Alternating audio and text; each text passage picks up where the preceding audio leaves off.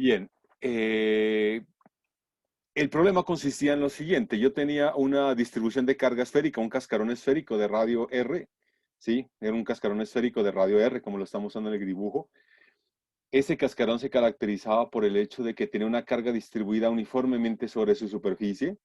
Y entonces el problema me pide que yo calcule cuál es el campo eléctrico generado por dicho cascarón. Sí, ese era a grosso modo el objetivo del problema, ¿de acuerdo? Aquí en este caso no hemos especificado inicialmente dónde está el punto. El punto puede estar dentro del cascarón o fuera del cascarón. Entonces vamos a ver que durante el desarrollo del cálculo, el mismo cálculo nos va a permitir determinar el valor del campo eléctrico, tanto fuera como dentro. ¿Estamos claros hasta aquí? Ok, entonces, ¿cómo procedemos a calcular este problema? Pues simplemente la idea de calcular este problema consiste en la misma filosofía que habíamos aplicado cuando yo les planteaba el hecho de determinar el campo eléctrico de esta distribución de carga. Ok, acá teníamos una distribución de carga, ¿sí? Una distribución de carga que puede tener carga en el volumen o puede tener carga en la superficie. Entonces, el objetivo es partir de la ley de Coulomb, de la interacción de cargas puntuales, ¿sí? De interacción de cargas puntuales. En este caso, pues simplemente en este punto que está acá, en este punto que está acá, que voy a resaltar aquí, es donde inicialmente podríamos tener la carga, solamente que en este caso, ahí es donde voy a calcular el campo, ¿sí? Aquí lo que voy a hacer es simplemente especificar el vector de posición que me identifica el punto donde voy a calcular el campo y además un vector de posición que me identifique un elemento de carga sobre la distribución continua. Sí, la filosofía va a ser exactamente la misma que hemos aplicado para poder deducir la fuerza de interacción entre esta distribución de carga continua y una carga puntual que está localizada acá. Ok, entonces pensando en ello, pues simplemente hagamos lo siguiente. Tengo entonces la distribución de carga esférica, este dibujo que está acá, ¿sí? Tengo esta distribución de carga esférica. Voy a considerar un elemento de carga sobre la superficie, que es lo que yo estoy dibujando aquí. Este segmento que está acá, este pedacito que está acá, es el elemento de carga. ¿Sí me entienden, muchachos? Ahí está el elemento de carga que lo voy a identificar como siendo de Q. ¿Sí? Entonces, ese elemento de carga va a generar un campo eléctrico en este punto P que lo he señalado acá arriba. Este punto P que está acá. ¿De acuerdo? Entonces, aquí necesito especificar un vector de posición que caracteriza el elemento de carga y otro vector de posición que caracteriza el punto donde voy a calcular el campo eléctrico. ¿Entendido hasta acá? ¿Sí? Entonces, conociendo el elemento de carga, ¿sí? Identificando el vector de posición del punto donde está el elemento de carga y el vector de posición del punto donde calcula el campo eléctrico, pues entonces el campo eléctrico generado por ese elemento de carga es dada por esta relación que está acá. ¿Sí? Entonces quisiera saber si es claro para ustedes cómo llega esta expresión que está acá. ¿Está entendido para todos ustedes, muchachos? ¿Cómo llego, por qué yo tengo que partir de esa expresión? ¿Sí me Sí, señor. comprende? Ok, muy bien, listo. Entonces, aquí no olviden, por favor, no olviden que aquí necesito identificar el vector de posición del elemento de carga que lo caracterizo por el vector X', ¿sí? Este vector que está acá, ¿sí? Este X' que está aquí es lo que identificará entonces el vector de posición del elemento de carga de Q que está sobre la esfera. Y acá tengo que identificar el punto donde calculo el campo que lo voy a caracterizar por el vector X. Ok, entonces para poder definir esos vectores necesito especificar un origen de coordenadas. Bien, como les había mencionado anteriormente, yo tengo completa libertad de escoger el origen de coordenadas donde yo quiera. ¿Sí? Entonces voy a escoger el origen de coordenadas apropiadamente de manera que me permita facilitar el cálculo, ¿sí? Del campo eléctrico. Entonces voy a escoger el origen de coordenadas convenientemente de tal manera que dicho origen va a coincidir exactamente con quién, con el centro de la esfera. ¿Sí? Este va a ser entonces mi origen de coordenadas. ¿Cuál es la ventaja de escoger ese origen de coordenadas? Pues la ventaja es muy sencilla, porque me doy cuenta de que cada elemento de carga que yo escoja sobre la esfera siempre se va a mantener a la misma distancia. Lo único que va a cambiar es la orientación del vector de posición X'. Sí, pero la magnitud de ese vector siempre va a ser la misma. ¿Entendido por qué escojo convenientemente ese origen de coordenadas? ¿Todo lo entendieron? Sin problema. Muy bien, listo. Ahora sí, dado ese origen de coordenadas, entonces especifico con X', este X' especifica el vector de posición de ese elemento de carga. ¿Sí? Ahora sí, voy a considerar o voy a determinar, ¿sí? Como yo he especificado por P el punto donde calculo el campo eléctrico, entonces a partir de ese origen de coordenadas, ahora sí puedo identificar el vector X como este que caracteriza ese punto donde voy a calcular el campo eléctrico. Ok, entonces no olviden que este campo eléctrico generado por este elemento de carga no depende relativamente de X y de X', sino del vector X menos X'. Entonces ustedes fácilmente se dan cuenta de que ese vector pues simplemente es dada por esta relación que está acá, o este elemento que acabo de dibujar. Si ese vector identifica la posición relativa del punto donde calcula el campo en relación al elemento de carga. Todos hasta ahí, ¿está claro, muchachos? ¿Están entendidos los vectores que acabo de considerar? ¿Sí me entendieron, muchachos? Sí, señor. Muy bien, listo. Entonces, una vez identificado el origen de coordenadas, ahora sí voy a escoger el sistema de coordenadas. Inicialmente, para que me facilite la vida, voy a escoger el sistema de coordenadas cartesiana. ¿Sí? Y vamos a darnos cuenta que a pesar de que yo estoy escogiendo las coordenadas cartesianas, dada la simetría del problema, que es una simetría esférica, van a darse cuenta que es mucho más conveniente trabajar con coordenadas esféricas. Pero vamos a darnos cuenta que es importante también tener en cuenta el sistema de coordenadas cartesianas. Entonces, lo que voy a hacer es lo siguiente: escojo el sistema de coordenadas cartesianas y lo voy a orientar esos ejes de coordenadas de manera que el eje Z coincida exactamente como la línea que pasa por el origen de coordenadas y el punto P donde calculé el campo. Hasta ahí, muchachos, ¿me entienden? Sí, esa es la ventaja entonces de lo que habíamos mencionado anteriormente o la clase pasada de la isotropía en el espacio. O sea, las observaciones deben ser independientes de la orientación que yo tenga de los ejes coordenados. Entonces, en este caso, yo voy a escoger convenientemente la orientación de esos ejes de coordenadas de tal manera que el eje Z pase exactamente por el punto P donde calculo el campo eléctrico. Ok, muy bien. Si es así, entonces creo que fácilmente ustedes pueden afirmar lo siguiente. Si yo digo que Z es la distancia que existe entre el origen de coordenadas y el punto P, entonces fácilmente yo puedo identificar que el vector de posición X asociado al punto P, yo lo puedo representar matemáticamente de esta forma. Entonces quiero saber si ustedes concuerdan que esta es la manera como yo representaré el vector de posición del punto donde yo estoy calculando el campo eléctrico. Dense en cuenta que aquí estoy representando ese vector de posición en términos de las coordenadas cartesianas. ¿Está entendido ese vector que estoy subrayando ahí, muchachos? ¿Lo entendieron? Claro. ¿Todos? Ok, muy bien, listo. Una vez caracterizado ese vector, ahora sí voy a representar el vector X'. Ustedes muy bien saben que ese vector X' es un vector que conecta el origen de coordenadas y un punto sobre la esfera. Pero dada la simetría de esos puntos sobre la esfera, que es una simetría esférica, entonces se dan cuenta que es mucho más conveniente trabajar con un sistema de coordenadas esféricas para representar el vector X'. Ok, entonces, primero des en cuenta de que la magnitud de ese vector X' siempre va a ser R, ¿no? Sí, la magnitud de ese vector siempre va a ser R. Lo único que va a cambiar va a ser la orientación de dicho vector. Entonces, fácilmente uno puede darse cuenta de que dicho vector yo no lo puedo representar de la siguiente manera. Esta es la manera como voy a representar el vector de posición asociado al elemento de carga. Va a ser la magnitud del vector, que en este caso es R, multiplicado por el vector unitario R de la base de coordenadas esféricas. ¿Me entienden, muchachos, que esa es la representación más adecuada para ese vector de posición X'?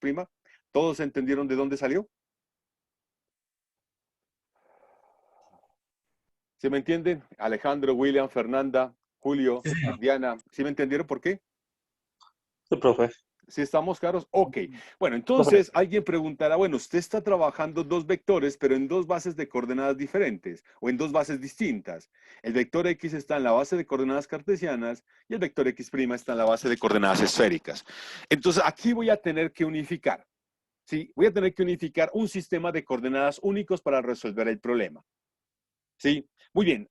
Ahora sí quiero que entiendan por qué voy a hacer lo siguiente. Miren. Si ustedes se dan cuenta, el vector X está representado entonces en términos de coordenadas cartesianas. Y yo identifico eso porque aquí aparece el vector de la base K.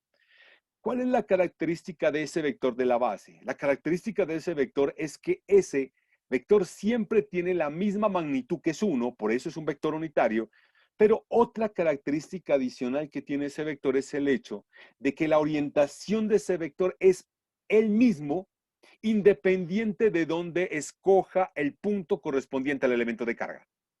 ¿Sí? O sea, yo puedo coger el punto donde lo he dibujado en mi gráfico y el vector unitario K siempre va a apuntar a lo largo del eje Z. Si estamos entendidos, eso no ocurre, por ejemplo, con el vector unitario R.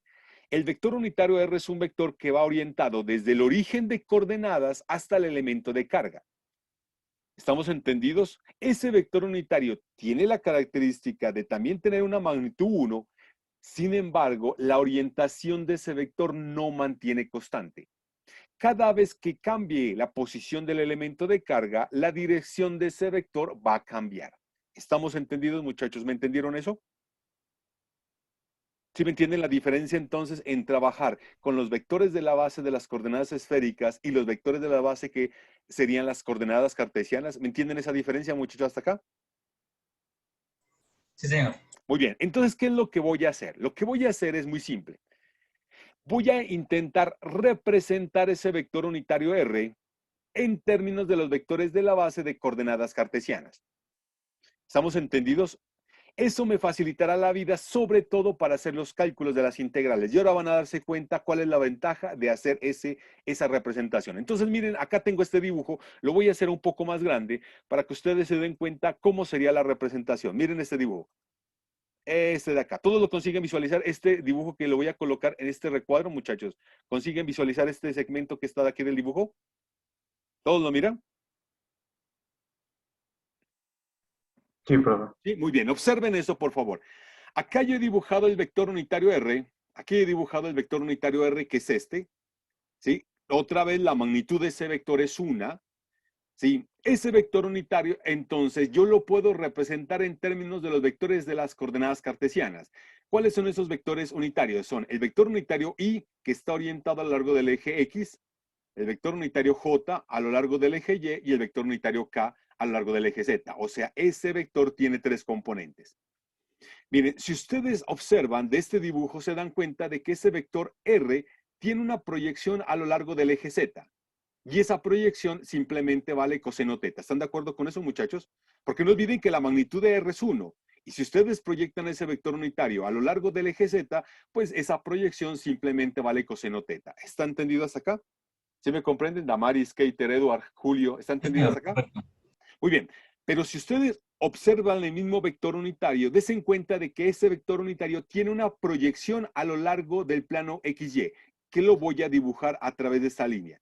Voy a dibujar con esta línea. Esta línea que está acá me va a representar, perdón, esta lineecita que está acá me va a representar esa proyección. Entonces, ¿cuánto vale la magnitud de esa proyección?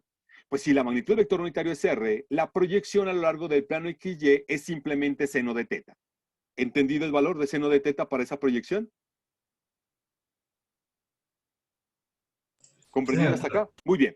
Pero ahora desen cuenta de que esa proyección tiene una componente a lo largo del eje X, ¿sí? Que acá la voy a dibujar, esto que está acá, y esa proyección vale ¿cuánto? Si la magnitud de este vector, que es la proyección del vector unitario R a lo largo del plano XY es seno teta, entonces la proyección de ese segmento seno teta a lo largo del eje X, pues simplemente es coseno teta, seno teta, coseno phi seno teta, ¿sí?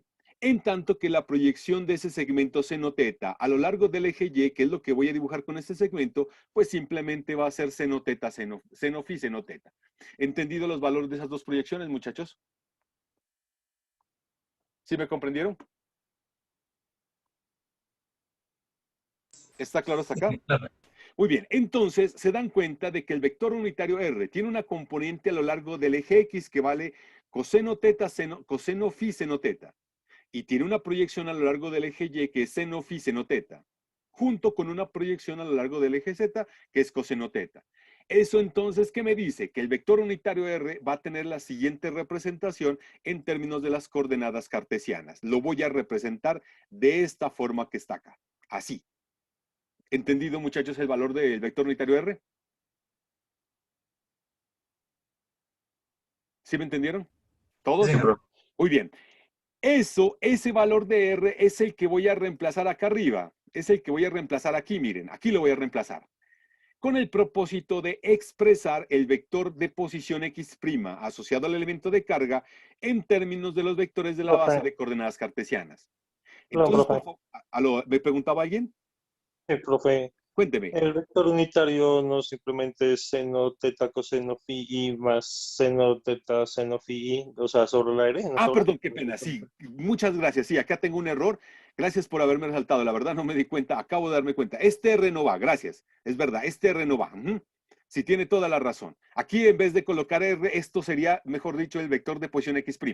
Esto sería X'. Pero si yo quiero resaltar el vector unitario R, no va el R acá. ¿Estamos claros? Con el R significa que estaría representando el vector de posición X'. Tiene toda la razón. Muchas gracias. Ahora hago la corrección. ¿Estamos claros hasta aquí, muchachos? ¿Entendido? Ya estoy haciendo la corrección para poderles mandar la presentación. ¿Ok?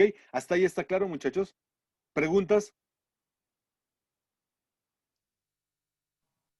No, ¿Hay profe. preguntas? Muy bien. Entonces, como ya tengo la representación del vector X y X', entonces creo que fácilmente concordarán de que el vector X menos X', pues simplemente se expresará de esta forma que está aquí. ¿Está entendido? ¿Sí concuerdan con esa expresión?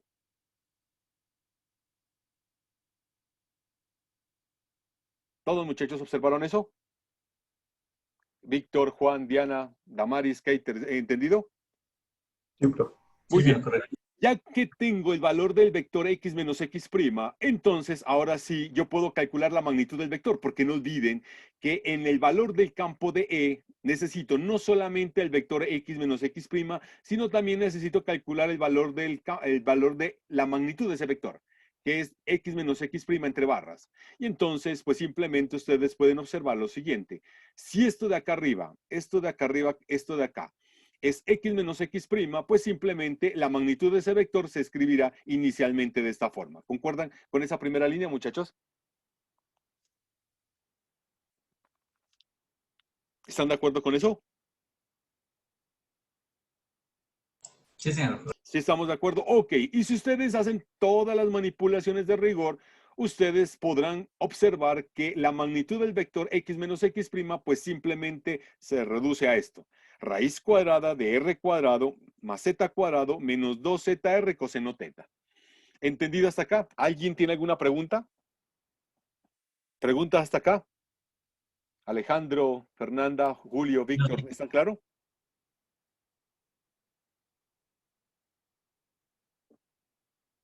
¿No hay preguntas? no, señor. Muy bien, ok. Entonces, ahora sí, ya tengo el primer término correspondiente al diferencial de campo eléctrico, que es el valor del vector X menos X' y el valor de la magnitud de ese vector. Ahora sí necesito identificar el valor del elemento de carga, este elemento de carga que está acá, de Q.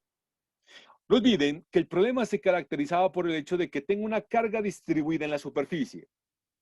¿Sí? Entonces, si yo tengo un elemento de carga de Q y ese elemento de carga de Q ocupa un diferencial de área dA sobre la superficie, entonces yo puedo relacionar ese elemento de carga con ese diferencial de área. ¿A través de quién? A través de la densidad superficial de carga. Sí, entonces fácilmente ustedes saben que la relación que existe entre el elemento de carga y el diferencial de área que ocupa ese elemento de carga simplemente se escribe a través de esa ecuación que estoy resaltando ahí. ¿Ok? Muy bien, entonces ahora sí, aquí yo les voy a dejar como un ejercicio, un pequeño ejercicio que me demuestren que en coordenadas esféricas ese elemento de área que está acá, este elemento de área que está acá, que está montado sobre la superficie de la esfera, pues entonces yo lo puedo escribir de esta manera que está aquí. Sí, es un pequeño ejercicio, la verdad, bastante sencillo, pero me gustaría que ustedes consigan demostrar eso, ¿sí? Entonces, en coordenadas esféricas, el diferencial de área que está montado sobre la esfera, perdón, pues simplemente se escribe como R cuadrado seno de teta de phi. Ok, preguntas hasta aquí. ¿Hay alguien tiene alguna inquietud? ¿Todo está entendido? Diana, Larry, Víctor, ¿están entendidos acá? Sí, señor, de acuerdo. Profe, Pregunta, le profe, escucho. yo tengo una pregunta. Dígame. ¿Por qué, o sea, estamos pasando a coordenadas esféricas, el X, el Y, pero por qué el Z no se ha puesto en coordenadas esféricas? No me paso a coordenadas esféricas porque en principio lo que he cambiado de coordenadas esféricas simplemente ha sido el vector de la base. El vector unitario. Ajá. Simplemente cambié el vector unitario R. ¿Estamos claros? Sí. ¿Por qué? Porque cuando yo reescribo este vector x menos x' en términos de la base de las coordenadas cartesianas, yo puedo observar unas cosas, un elemento que es bastante interesante. Miren, aquí aparece el vector unitario y, aquí aparece el vector unitario j y acá aparece el vector unitario k. Esos vectores unitarios tienen la misma propiedad que había mencionado anteriormente. Ellos tienen la magnitud que es igual a 1 y la orientación va a ser la misma. ¿Sí? Entonces, Ya. usted hubiera podido hacer lo siguiente. Bueno, acá yo lo que hice fue coger el vector unitario R y expresarlo en términos de coordenadas cartesianas y reescribir todos los cálculos en términos de los vectores de coordenadas cartesianas y proceder con el cálculo. Pero usted también podría haber hecho lo opuesto. Escoger el vector unitario K y escribirlo en términos de la base de las coordenadas esféricas. En ese caso, este vector x menos x' estará expandido en términos de esos vectores de la base. ¿Estamos claros acá? Eso es ¿Sí? lo que he preguntado. Sí, eso es Sí, mi solo pregunta. que otra vez ahí tiene el problema del cual yo le manifestaba, que en ese caso, si usted trabaja el vector x menos x' en términos de la base de las coordenadas esféricas, esos vectores unitarios que son r, teta y phi, que son los vectores unitarios de las coordenadas esféricas, tienen la característica de que siguen siendo vectores con magnitud 1, pero el problema es que la orientación de esos vectores siempre va a cambiar cuando yo muevo el elemento de carga de un punto de la esfera a otro punto. Entonces, a mí me interesa es colocar todo en términos de vectores que se mantengan constantes, tanto en magnitud como en dirección. Por eso es que me paso a los vectores de la base de coordenadas esféricas. ¿Me comprendió?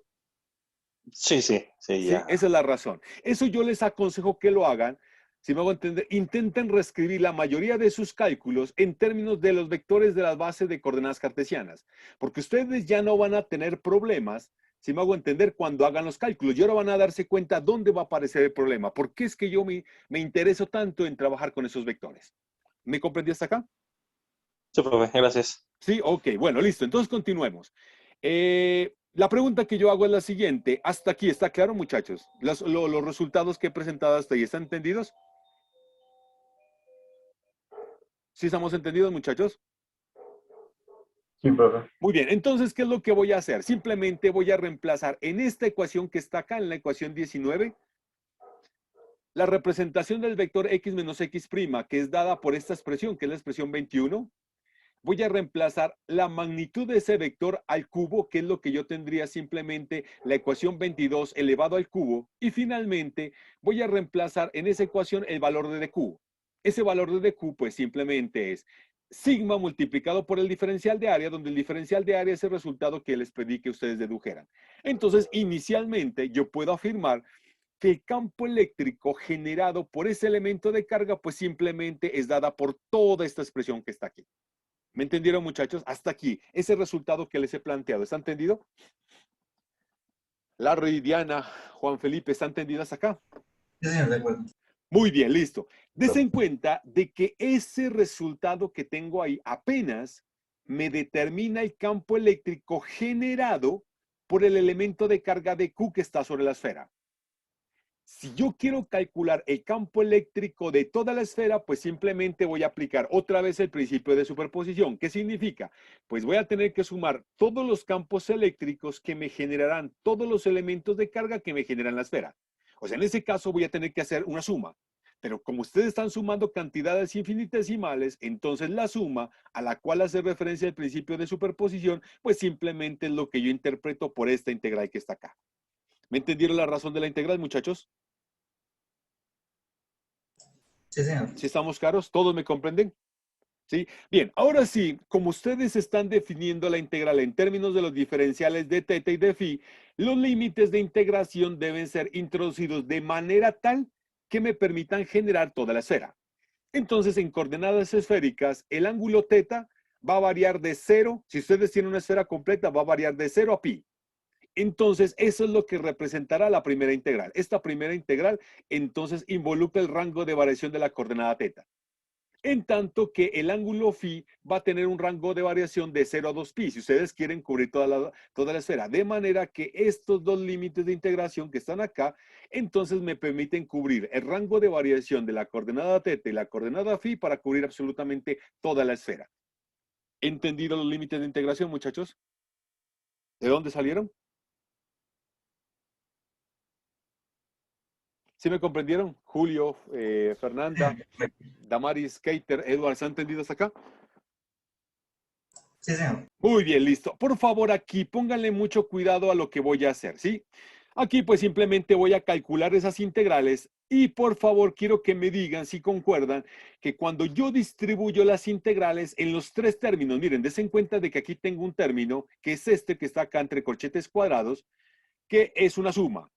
Entonces lo que voy a hacer es distribuir las integrales y todos los factores en los términos de esa suma. Entonces quiero que me digan si ustedes concuerdan que me resultarían estas tres expresiones. Esta que está acá, esta que está aquí y esta que está acá. ¿Concuerdan con esos tres resultados, muchachos? Con esos tres términos que resultan cuando yo distribuyo la integral. Sí, señor, de acuerdo. Todos, muchachos, ¿sí lo consiguen visualizar de manera clara? Edward, Juan Felipe, Julio, Sí, Larry, profe. ¿sí lo consiguen? Damaris, ¿sí lo consiguen ver?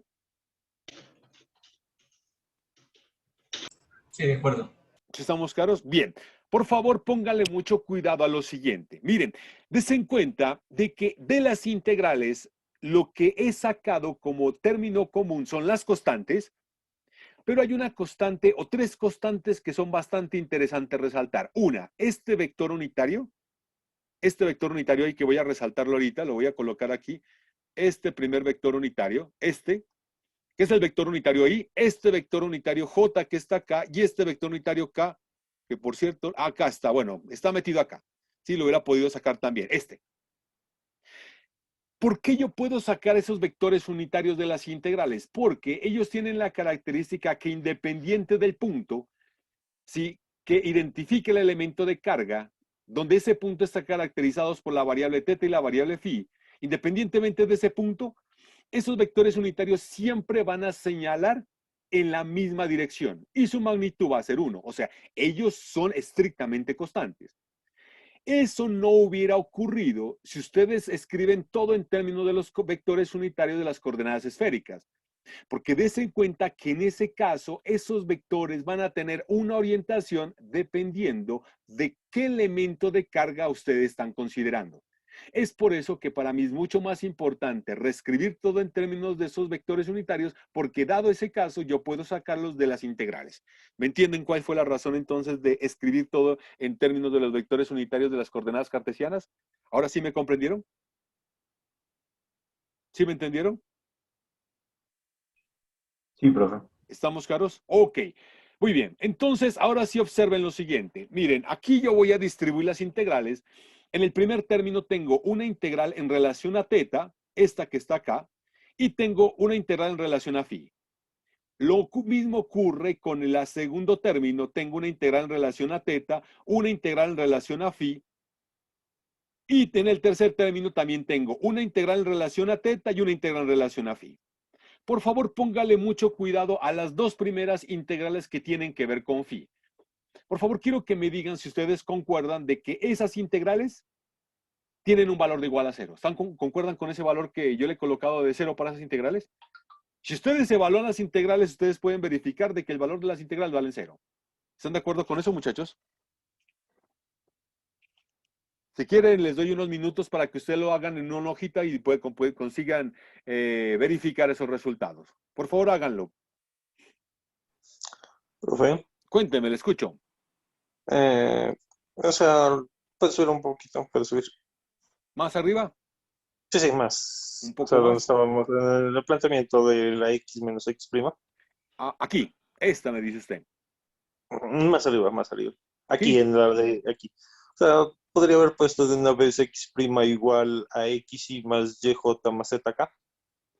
Porque, o sea, si usted lo coloca así, usted necesita determinar cuánto vale la componente de x' a lo largo del eje, a lo Ujú. largo del eje x. Usted lo puede hacer, es verdad. Solo que en Sí, o ese sea, y ahí caso, pasar esto las que está aquí, coordenadas sí, usted lo puede esféricas. hacer, solo que en este caso usted tiene que darse cuenta de que esto que está acá, que en principio borre R, es lo que usted interpretaría como siendo la componente de x' a lo largo del eje x. Y lo Ujú, sería mismo, ahí. esto que está acá y esto que está acá. Es verdad, usted puede ir directamente, no hay problema. Lo podría haber hecho. Sí, ¿Sí o estamos sea, es claros? casi. Sí, sí, eso es lo que planteaba al inicio. Entonces uno simplemente transforma las componentes, la X, la Y y la Z, Ujú. en terminaciones esféricas. Sí, sí, es verdad, usted lo hubiera podido hacer directamente ahí. Solo pues Ujú. como dada la simetría, yo lo que hice fue representar directamente el vector X', que identifica un punto sobre la esfera en términos de las coordenadas esféricas que en principio parecerían más naturales. ¿Ok? Sí, gracias. Ok, solamente eso, pero pues usted utiliza los elementos que usted considera pertinentes, pero siempre con la idea de al final intentar reescribir en términos de coordenadas o vectores de la base de coordenadas cartesianas. Y ya creo que se dieron cuenta por cuál es la ventaja de El trabajar de con A, esos vectores. el de A simplemente es de X, ¿qué sería? De X de Y. ¿En qué, perdón? El de A, el que nos pone a demostrar. ¿El diferencial de área? Sí, Ah, en ese ese sería caso la cosa sí tiene que hacer de una manera diferente. Usted tiene que, si usted escribe el diferencial de área en términos de coordenadas cartesianas, sería de x de y. X de Y. Ajá, y Eso, pero pasarlo entonces a... ahora tiene que reescribirlo en términos de estos dos diferenciales, de teta y de phi.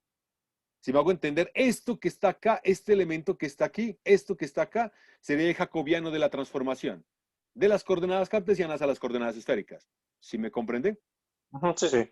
Ok, ¿está claro? ¿Alguien tiene alguna Pero pregunta ese no más? teta de teta, no y R de phi. No, mentira. No, es R de phi. ¿Cómo es que me perdí?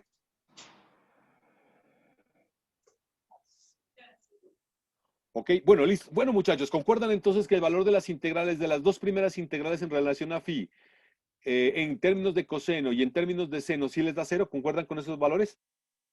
Sí, señor, de acuerdo. Ok, muy bien.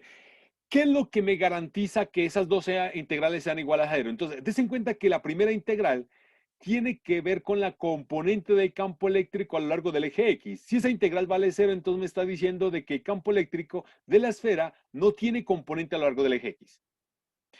El hecho de que la segunda integral también vale cero significa que la componente y del campo eléctrico también vale cero. Pero des en cuenta que la tercera integral en relación a phi es diferente de cero, vale 2pi.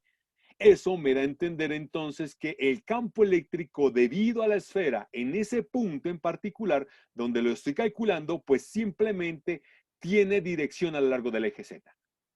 ¿De acuerdo, muchachos? Sí, sí, sí, eso responde a la pregunta que el otro día uno de sus compañeros me hacía, bueno, ¿y cómo está la orientación del campo eléctrico cuando tengo una distribución continua? Miren, aquí el problema ya le está mostrando a usted qué orientación tendría el campo eléctrico en ese punto.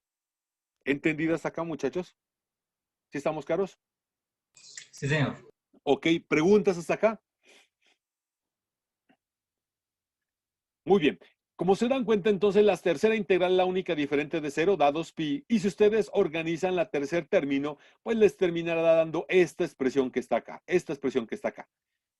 ¿Sí? Ahora lo que necesito calcular es cuánto vale esa integral. ¿Sí? ¿Cuánto vale esa integral? Entonces, para poder calcular esa integral, pues simplemente voy a hacer un pequeño cambio de variables. Voy a definir u, voy a definir mi, lo voy a definir como siendo coseno teta, de manera que de mi, pues simplemente va a ser igual a menos seno teta de teta. Ahora sí, así como cambio esta variable, voy a cambiar los límites de integración, afirmando lo siguiente, que cuando teta es igual a 0, mi es igual a 1, y cuando teta es igual a pi, pues mi vale menos 1. ¿Están de acuerdo con eso, muchachos? ¿Están de acuerdo con ese cambio de variables? ¿Sí, listo? Muy bien. Entonces, bajo ese cambio de variables, esa integral a la cual estoy haciendo referencia, pues se escribe de la siguiente forma. Va a ser el campo eléctrico es igual a menos la densidad superficial de carga, que es sigma r cuadrado, el vector unitario k sobre 2 epsilon sub 0 integral desde 1 hasta menos 1, de d mi z de z menos r mi sobre r cuadrado más z cuadrado menos 2z r mi a la 3 medios. ¿Concuerdan con esta expresión, muchachos? Que es la forma que tendría este término que está acá, este término que está aquí. Si yo hago ese cambio de variables, se escribiría de esta manera. ¿Concuerdan con eso? ¿Sí están de acuerdo? De acuerdo. Ok, entonces lo único que voy a hacer es algo muy sencillo, es absorber este menos uno que tengo al frente de la integral y simplemente invertir los límites de integración de manera que yo escriba esa expresión simplemente como esto que está acá. Y ahora simplemente voy a proceder a calcular esta integral. ¿Sí? Esa integral entonces va a tener una forma mucho más sencilla de ser evaluada. Hasta aquí, muchachos. ¿Preguntas?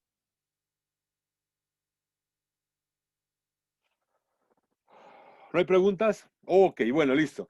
Bueno, entonces, ahí sí, la verdad, como les digo, nuestro objetivo no es buscar métodos de calcular integrales, pues simplemente si ustedes quieren, utilicen todas las herramientas que ustedes consideren convenientes. Si quieren utilizar métodos computacionales, los usan acá. Simplemente puedo usar una tabla de integrales y observar que el valor de la integral, pues simplemente se escribe así, como este término que está acá. Este es el valor de la integral.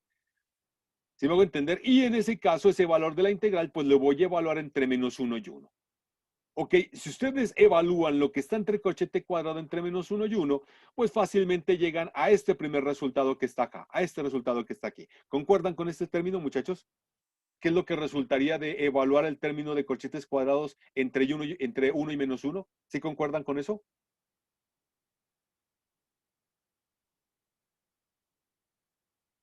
Sí, ¿Sí? señor, de acuerdo. Muy bien. Creo que fácilmente ustedes pueden identificar que el denominador del primer término yo lo puedo escribir así, como raíz cuadrada de z menos r al cuadrado, y el denominador del segundo término pues lo puedo escribir simplemente como esto, como raíz cuadrada de z más r al cuadrado a la 1 medio. Sí, muy bien. Este primer término que está acá, pues simplemente tiene la forma de z más r. No olviden que z y r son cantidades positivas. En tanto que este término que está acá es donde yo voy a tener que tener mucho cuidado. ¿Por qué? Porque Z representa, si ustedes miran el gráfico, representa la magnitud del vector que identifica el punto donde yo estoy calculando el campo eléctrico. Si yo digo que esa magnitud es mayor que el radio de la esfera, eso me da a entender entonces que en ese caso estaría calculando el campo eléctrico fuera de la esfera. Pero si Z es menor que el radio de la esfera, entonces estoy identificando un punto dentro de la esfera. O sea, esta cantidad que está acá, esta cantidad que está aquí, esta cantidad que está acá, Z menos R puede ser positiva si Z es mayor que R. En ese caso, el punto está afuera, o puede ser negativa si Z es menor que R. En ese caso, el punto está dentro. Más de todas maneras, no olviden que eso está elevado al cuadrado y a lo medio. Entonces, una manera de entender esta raíz cuadrada de Z menos R al cuadrado, pues simplemente es esto que está acá. Valor absoluto de Z menos R. ¿Entendido de dónde sale el valor absoluto? Sí, señor, de acuerdo. Muy bien, entonces, si ustedes hacen las simplificaciones correspondientes, inicialmente ustedes se dan cuenta que el valor del campo eléctrico, debido a esa distribución de carga esférica, pues se expresará de esta forma que está acá. Hasta aquí, muchachos, ¿los resultados están claros? ¿Alguien tiene alguna inquietud? ¿Alguna pregunta? ¿No hay preguntas? Profe, Cuénteme, le escucho. bueno, como estaba diciendo, no, mentira, si hay un Z menos R entre paréntesis para decir que el campo eléctrico es positivo o es negativo. Entonces, bueno, digamos, sí, No, positivo o no hay negativo. campo eléctrico. Lo que es positivo o La negativo es magnitud, la simplemente la magnitud. diferencia de Z menos R. Sí, Eso es por lo, eso, pero entonces, si está afuera, diríamos que va hacia arriba. No, la orientación, miren, porque ya en ese caso estoy considerando una distribución de carga positiva. ¿Sí? En ese caso, Ujú. miren, esta cantidad que está acá va a ser positiva también, ¿de acuerdo? Sí, eso es positivo, sí. ¿Sí? Esto que está acá también vamos a mostrar que es positivo. En ese caso, para el punto que estoy considerando el campo eléctrico, para este punto, afuera, Ujú. el campo eléctrico siempre está apuntando hacia afuera. O sea, en este Está caso, el afuera, campo eléctrico, si usted lo dibuja como un vector, este vector estaría señalando aquí, señalando está hacia arriba. arriba. ¿Sí me hago entender? Y está adentro.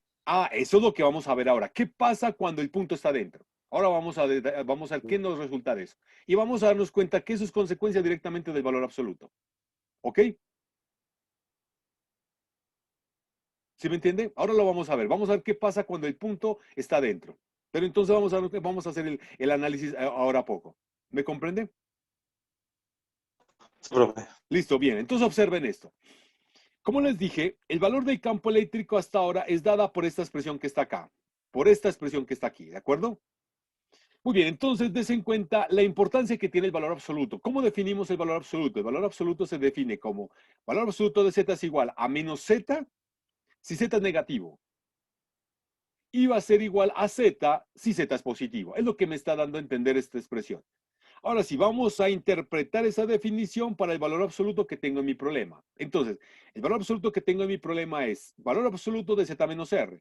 De acuerdo a lo que había explicado anteriormente, esto va a ser igual. ¿A quién?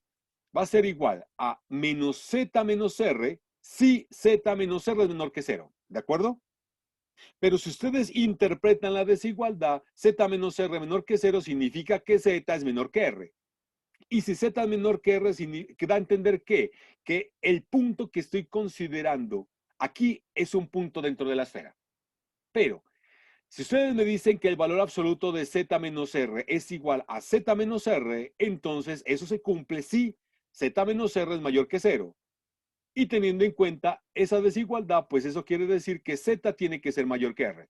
Y z mayor que r da a entender que el punto está fuera de la esfera. O sea, el valor absoluto inmediatamente me está identificando puntos dentro o fuera de la esfera. ¿Entendido, muchachos? ¿Sí se dieron cuenta de eso? Sí, señor, de acuerdo. Ok. Muy bien, entonces analicemos el primer caso. Analicemos el caso cuando los puntos de consideración, o sea, el punto donde estoy calculando está dentro de la esfera, o sea, z menor que r. Para z menor que r, ya dijimos que el valor absoluto de z menos r simplemente es menos z menos r. O sea, simplemente donde está el valor absoluto de z menos r, coloque menos z menos r. Y eso es lo que yo tendría aquí. Aquí. Entonces, ¿qué me queda? Z menos r sobre menos z menos r. Entonces aquí me queda menos 1 más 1. O sea, esto me da ¿cuánto? 0. Eso significa que el campo eléctrico dentro del cascarón vale 0. Yo no tengo campo eléctrico dentro del cascarón. ¿Entendido ese resultado, muchachos? Eso entonces me da a entender de que dentro del cascarón yo no tendría campo. Ahora vamos a ver cuánto vale el campo por fuera. ¿Entendido ese primer valor? Sí, señor, de acuerdo. Sí, muy bien. Vamos, ¿qué pasa entonces con el segundo valor? Z mayor que R. Si Z mayor que R significa que estoy trabajando con puntos fuera de la esfera. Entonces, nuevamente, de esta expresión de acá arriba, pues el valor absoluto de z menos r se va a convertir en ¿qué? En z menos r. Como consecuencia, tengo que el campo eléctrico va a ser igual a sigma r cuadrado sobre 2 epsilon sub 0 z cuadrado k, z menos r sobre z menos r más 1. Esto me termina dando el corchete cuadrado 2 y ese 2 que tengo acá se termina cancelando con este 2 que tengo aquí. Entonces, inicialmente me doy cuenta de que el valor del campo eléctrico pues simplemente toma esta expresión que está acá. Si se dan cuenta, el valor del campo eléctrico es diferente de 0 fuera de la esfera. ¿Entendido, muchachos, hasta acá? ¿Sí concuerdan con eso? Sí, señor, de acuerdo. Muy bien. Ahora sí voy a intentar escribir el resultado en términos de la carga total de la esfera. Si ustedes recuerdan que cuando yo tengo una carga distribuida uniformemente, el valor de esa densidad superficial de carga pues simplemente es dada por esta relación. La carga sobre la superficie total. Esto es válido únicamente si la carga se encuentra distribuida uniformemente. Recuerden que no olviden que la relación que existe, vamos a mostrarles el resultado que yo les había presentado la clase pasada, que era este, miren, este que está acá. Miren, este término que está acá me permite conectar la carga total con la densidad superficial de carga. Si la densidad superficial de carga es uniforme, entonces se dan cuenta de que este término sale de la integral. Por lo tanto, quedaría Q es igual a la densidad superficial de carga multiplicado por la integral de superficie. ¿Y qué es lo que estaría midiendo la integral de superficie? Pues en este caso, el área total de la esfera. Entonces, de manera que yo puedo afirmar que en el caso de una densidad superficial de carga, pues simplemente tenemos que sigma para una densidad superficial de carga uniforme, pues simplemente tendremos que sigma es igual al valor de la carga sobre el área total. En este caso sería el área de la esfera. ¿Entendido, muchachos, ese valor de la densidad superficial de carga cuando dicha carga está distribuida uniformemente? ¿Sí me entendieron? ¿Me comprenden? Ok, entonces para el caso de la esfera, se darán cuenta lo siguiente. Voy a colocarlo acá abajo. Para el caso de la esfera, entonces la densidad superficial de carga, que es igual a la carga total sobre el área, Entonces, ¿cuánto vale el área de la esfera? ¿Cuánto vale el área de una esfera de radio R? Pues simplemente va a ser 4πr cuadrado. Eso lo voy a reemplazar arriba, aquí, lo voy a reemplazar aquí, esta expresión la voy a sustituir aquí, y pues fácilmente se dan cuenta de que el valor del campo eléctrico, pues simplemente fuera de la esfera es igual a esto que está acá. ¿Concuerdan, muchachos, con ese resultado? ¿Alguien tiene alguna pregunta? ¿Sí? Fernanda, Julio, Diana, Larry, Damaris, Keiter, Edward, ¿está entendido? Sí, profe, no hay Muy problema. bien. Pregunta acerca de ese resultado. ¿A qué se les parece ese valor de campo eléctrico? ¿A qué se les parecería? ¿El de una carga puntual? Exactamente. Entonces, lo que me acaba de probar este problema es muy simple, que si yo tengo un cascarón esférico, ¿sí? Dentro de ese cascarón el campo eléctrico es nulo, pero fuera del cascarón el campo eléctrico es equivalente al de una carga puntual. Si me hago entender, centrado en el origen de la esfera. ¿Sí se da cuenta? ¿Todos entendieron ese resultado, muchachos? ¿Preguntas? ¿Inquietudes? ¿No hay preguntas?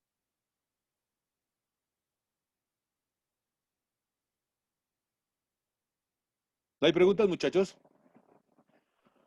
Muy bien, entonces, No, profe. Si es un, escucho, si es cuéntenme. una esfera sólida, ¿es una esfera sólida también sería lo mismo o Bueno, cambiaría? ese es el ejercicio que ustedes tienen que desarrollar. Ese es el primer punto del taller. Entonces, quiero que calculen qué pasaría en el caso de que ustedes tengan una esfera sólida. ¿Sí? En el caso de una esfera sólida, van a tener que mostrar que fuera de la esfera, el campo eléctrico fuera de la esfera es el equivalente de una carga puntual. Pero, ¿qué pasaría con el campo eléctrico dentro de la esfera? El campo eléctrico dentro de la esfera, si ustedes tienen una carga distribuida uniformemente dentro de la esfera, entonces el campo eléctrico ya no es cero. Eso es lo que van a tener como primera parte del problema. Y la segunda parte del problema que quiero que hagan tiene que ver con un anillo metálico.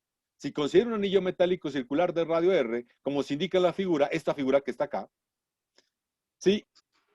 Que posee una carga total positiva que se encuentra distribuida uniformemente y lo que me pide el problema es calcular el campo eléctrico a lo largo del eje Z, que es el eje de simetría. ¿Están entendidos los dos problemas que van a tener que comenzar a desarrollar, muchachos? Sí, profe. Muy bien. Aquí tengo un ejemplo. Simplemente este ejemplo lo voy a dejar anunciando, ¿sí? Lo voy a dejar anunciando y voy a resaltar los detalles más importantes de este ejemplo y ya los cálculos sí se los voy a dejar para que ustedes los revisen, ¿de acuerdo? Entonces, ¿qué me dice el ejemplo? Dice, sea un disco de radio R. Aquí en este caso el disco, pues acá lo tengo dibujado como si fuera un anillo, pero ese dibujito me sirve mucho para este problema. Dice, sea un disco de radio R que posee una carga total positiva Q distribuida uniformemente sobre su superficie. Considere el campo eléctrico generado a lo largo del eje de simetría, que es el largo del eje Z. Entonces, acá tengo el disco, imaginen que ese es el disco, ese es el radio del disco, y entonces me pide calcular el campo eléctrico a lo largo del eje Z. ¿Sí me entienden, muchachos? ¿Está entendido el enunciado correspondiente a este problema?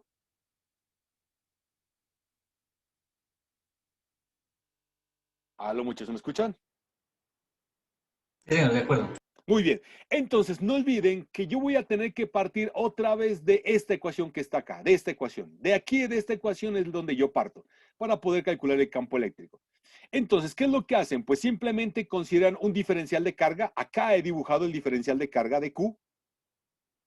Ese diferencial de carga entonces genera un campo eléctrico, por ejemplo, en este punto que está acá arriba, en este punto. ¿Sí? Entonces mi interés es, primero, inicialmente calcular cómo sería la forma del campo eléctrico generado por ese diferencial de carga en ese punto. Y posteriormente, pues simplemente aplico el principio de superposición y voy a sumar el campo eléctrico de todos los elementos de carga que me van a generar el disco completo. ¿Me entienden, muchachos, hasta acá? ¿Sí estamos claros? Muy bien, entonces por favor, quiero que miren la ecuación otra vez. Y des en cuenta entonces cuáles son los elementos en la ecuación. Primero, el diferencial de carga de Q. Este diferencial de carga. Ese diferencial de carga entonces va a ser un elemento de carga que se va a distribuir sobre una superficie de la esfera. O sea, como yo estoy trabajando con un disco, entonces ese disco va a tener la característica de que ese diferencial de carga se va a distribuir sobre un área de A. Entonces voy a colocarlo sobre un área de A. Aquí lo voy a escribir. Ese elemento de carga se distribuye sobre un área de A. ¿Estamos entendidos? ¿Sí? ¿Cuál es la conexión que existe entre ese elemento de carga y ese diferencial de área? Igual como ocurrió en el caso de la esfera, entonces yo puedo decir que la conexión que existe entre el elemento de carga de Q y el diferencial de área, pues lo puedo expresar de esta manera, como la densidad superficial de carga por el diferencial de área. ¿Entendido, muchachos, esa relación otra vez? ¿Sí me entendieron eso, muchachos? Sí, señor, de acuerdo. Muy bien. Entonces, ya conociendo la conexión que existe entre el diferencial de carga y el área que ocupa, ahora identifiquemos las otras dos cantidades que aparecen. Miren, tengo que especificar el vector de posición X que caracteriza el punto donde calcule el campo eléctrico. Y tengo que identificar el vector de posición X' que identifica el punto donde está el elemento de carga de Q. Nuevamente, para poder hacer eso, necesito considerar un origen de coordenadas. Muy bien. ¿Qué origen de coordenadas voy a escoger? Pues para que me facilite la vida, voy a escoger el origen de coordenadas exactamente en el centro del disco. ¿Cuál es la ventaja de escoger ese origen de coordenadas? Que si yo genero un anillo imaginario en el disco, todo elemento de carga que esté montado sobre ese anillo imaginario se va a encontrar siempre a la misma distancia. ¿Me entendieron, muchachos, esa observación? ¿Está claro para todos? ¿Sí se dieron cuenta de eso, muchachos? ¿Cuál es la ventaja de escoger ese origen de coordenadas? Eso es para el anillo, para el disco no sería. ¿Perdón? Ah, no, Pero no, eso por eso es sería que le para el digo anillo. que Para si el usted disco. tiene que si usted tiene el disco y usted genera un anillo imaginario centrado en ese centro, en el eje en el centro del disco, se va a dar cuenta de que todo elemento de carga montado sobre ese eje imaginario, sobre ese anillo imaginario, va a estar a la misma distancia. Por eso es que le digo que es un anillo imaginario. ¿Estamos, sí me hago entender? Si usted cambia la dimensión del anillo, pues va a darse cuenta de que otra vez todo elemento de carga montado sobre algún otro anillo imaginario que tenga como origen el centro del disco, pues entonces va a tener la misma distancia en relación al centro. ¿Sí me comprende eso? Por eso Sí, es la ya, ventaja de escoger ese origen de coordenadas. ¿Ok? ¿Me comprendí? ya, más o menos. Sí, Como sí, que sí me entiende. con un DR, después al final un DR. Perdón. Ah, claro, Después claro, el hacer un DR. diferencial de área, ese diferencial de área, si usted genera aquí, imagine que usted genera esto que está acá, vamos a ver si consigo dibujar aquí para que usted lo observe.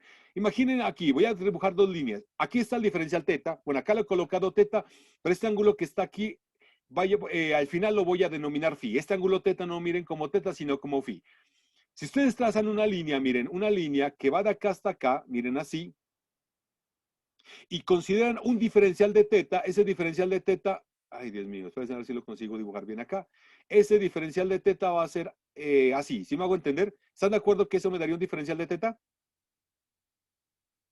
Sí, Sí, muy bien. Ahora consideren un elemento de área. Un elemento de área sería como algo así, a ver si lo consigo dibujar por aquí un poco mejor. Un diferencial, un elemento de carga sería este pedazo con este pedazo que está acá. ¿Sí te dan cuenta?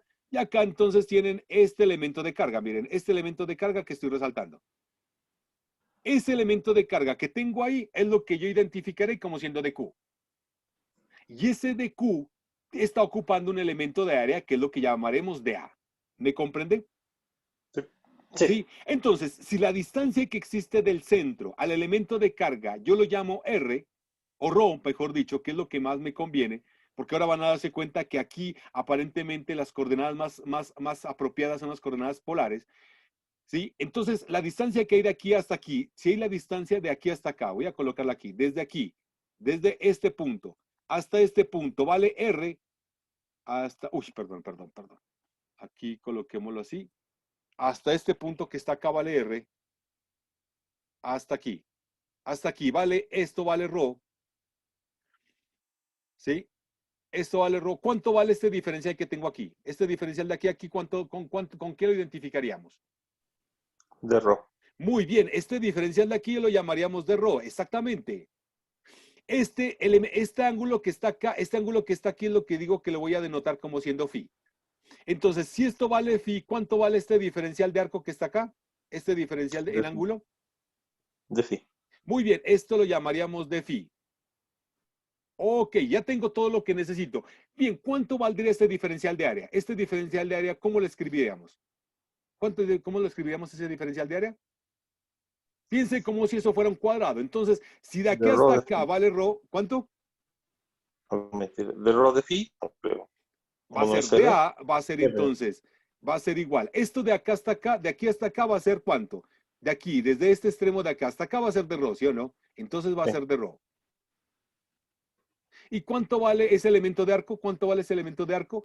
Si la distancia Rho de por aquí, de phi. ¿cuánto? Rho por De de phi. phi. Muy bien, rho de phi. De rho de phi, sí. Exactamente. Entonces ustedes se dan cuenta de que ustedes ya tienen cuánto vale el diferencial de área. El diferencial de área pues simplemente va a ser rho de phi. ¿Sí, muchachos, se dieron cuenta cómo llega esta expresión para el diferencial de área? ¿Está entendido? Sí, señor, de acuerdo. Muy bien. Entonces ya tengo la expresión correspondiente al diferencial de área. Ahora necesito identificar los vectores de posición correspondiente a cada uno de los elementos que necesito construir. Entonces, si ustedes quieren, el vector de posición asociado al elemento de carga, pues es este que está acá, ¿no? Eso es lo que llamaríamos, ¿qué? Llamaríamos X'. Y el vector de posición a lo largo de un punto del eje de simetría del anillo, pues es este que está acá. Eso es lo que nosotros estamos llamando X. Si la distancia que existe entre el origen de coordenadas y el punto donde calculo el campo vale z, pues entonces fácilmente ustedes pueden afirmar o pueden mostrar que X, aquí donde está, aquí, acá arriba está. Entonces fácilmente se dan cuenta de que X, pues simplemente vale esto que está acá. ¿Todos de acuerdo que X vale esto? ¿Así lo representaría? ¿Están de acuerdo con eso, muchachos? Sí, señor, de ¿Sí acuerdo. estamos claros? Ok. Ahora sí, miren lo siguiente. Miren, si esto que está acá es la distancia, el vector que yo estoy identificando como la posición del elemento de carga, lo estoy identificando como este que está acá, este, y la distancia que hay de aquí hasta acá lo voy a denominar rho, entonces fácilmente quiero que me digan si concuerdan que la representación que yo haría de este vector se escribiría así. X' será igual a rho por el vector unitario rho. El vector unitario rho es un vector que está orientado desde el origen de coordenadas hasta un punto sobre el disco. ¿Sí, sí me entienden, muchachos, la representación que yo tendría para el vector de posición X'?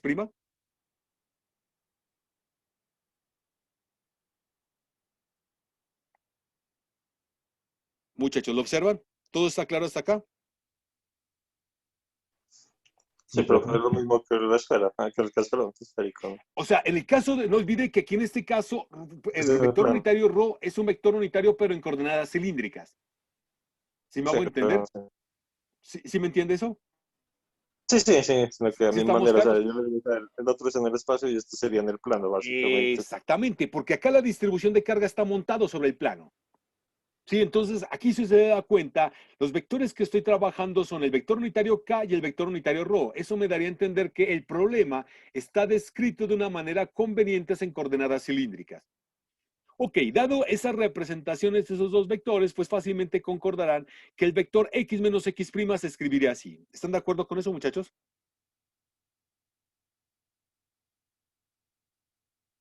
¿Concuerdan? ¿Sí están de acuerdo con ese valor del vector X menos X'? Sí, señor, de acuerdo. Muy bien. ¿Y cuánto vale la magnitud del vector X menos X'? Pues simplemente vale esto que está acá, vale rho cuadrado más z cuadrado a la 1 medio. Por lo tanto, entonces concordamos hasta ahora que el campo eléctrico pues será 1 sobre 4 pi epsilon sub 0.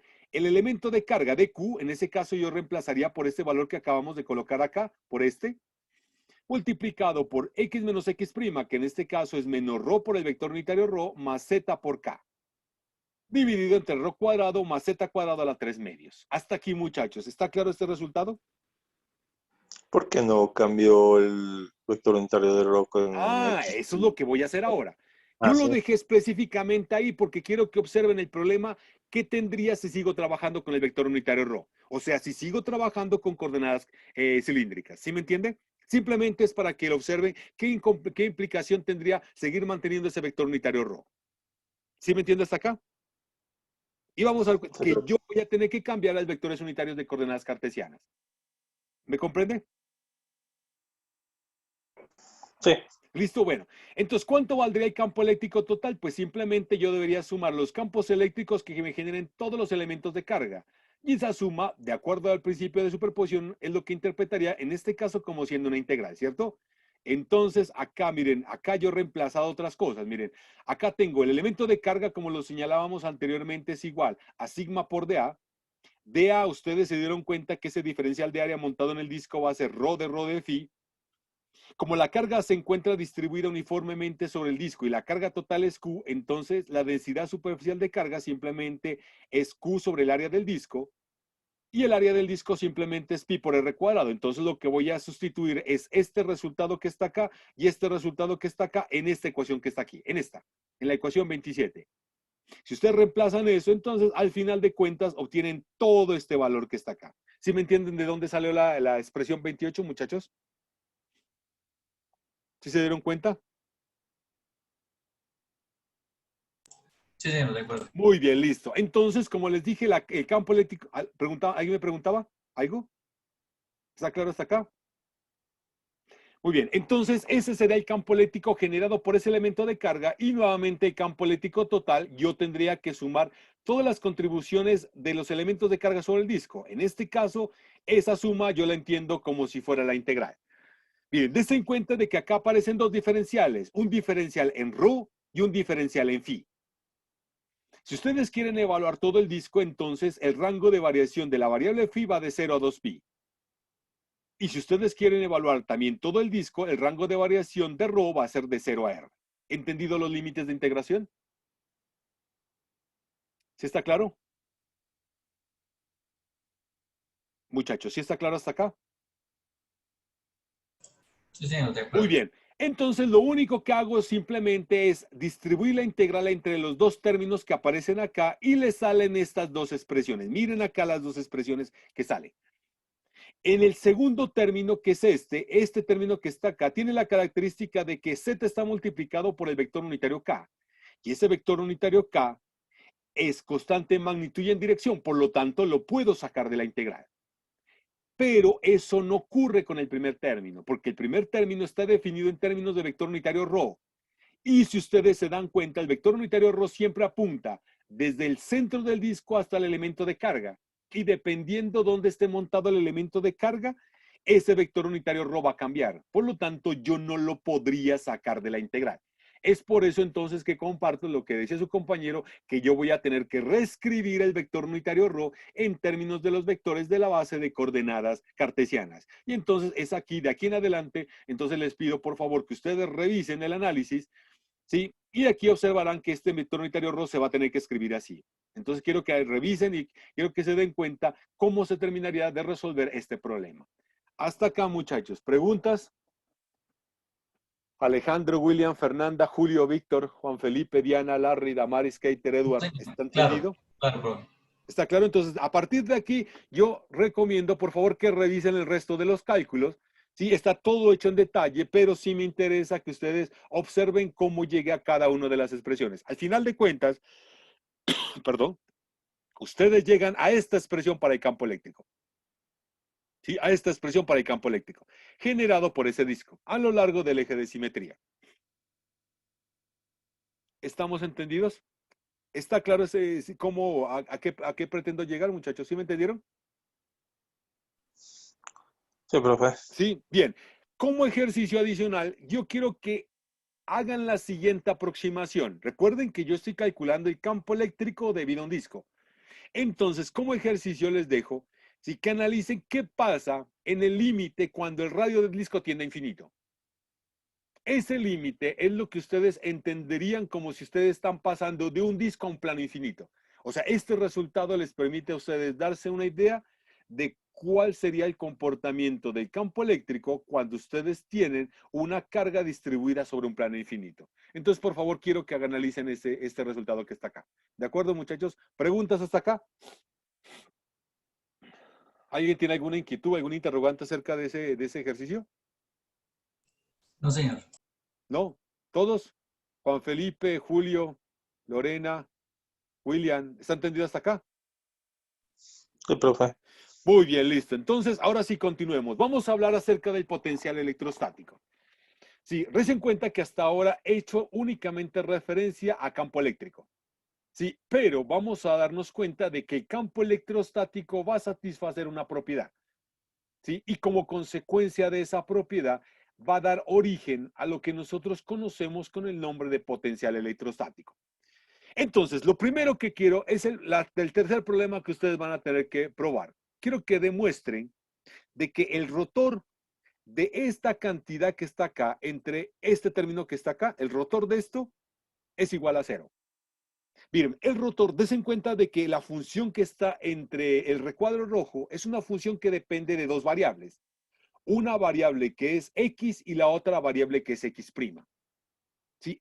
El rotor pues simplemente define derivadas en relación a la variable X. ¿Estamos entendidos? Entonces tienen una función que está definida, miren la manera como está definida como el vector X menos X' sobre la magnitud de ese vector elevado al cubo. Entonces yo quiero que demuestren que el rotor de esa función vectorial o de esa cantidad vectorial me da 0. No olviden, por favor, pónganle cuidado que aquí están calculando. Este operador que está calculándose aquí, este operador está midiendo cambios en relación únicamente a la variable X. Si quiero que hagan ese otro problema, como yo les recomiendo que utilicen la notación inicial, sí que les había recomendado, les había sugerido acerca de ese capítulo que yo les había mandado con anticipación, ¿de acuerdo? Yo les recomiendo porque es mucho más sencillo, pero si ustedes quieren hacerlo de otra manera, pues también pueden hacerlo. Entonces, por favor, quiero que hagan esa demostración. Entonces, partiéndose de esa demostración, yo voy a hacer lo siguiente. Voy a calcular cuánto vale el rotor del campo electrostático. No olviden que anteriormente dijimos que el campo electrostático estaba definido de esta manera. Voy a regresar a la ecuación. Entonces vamos a regresar a la ecuación fundamental. Miren, esta que está acá, este término que está acá, la ecuación 18, es lo que me define en forma general el campo electrostático debido. El primer término corresponde a una carga un campo eléctrico debido a cargas puntuales. El segundo es el campo eléctrico debido a una distribución continua de carga, solamente que esa distribución está hecha en el volumen, en tanto que el tercer término identifica la carga distribuida sobre una superficie o el campo eléctrico debido a una carga superficial. Entonces lo que voy a hacer es a esa definición le voy a aplicar el rotor. ¿Ok? Entonces si le aplican el rotor a esa ecuación 18, inicialmente llegan a este término que les acabo de colocar. Acá.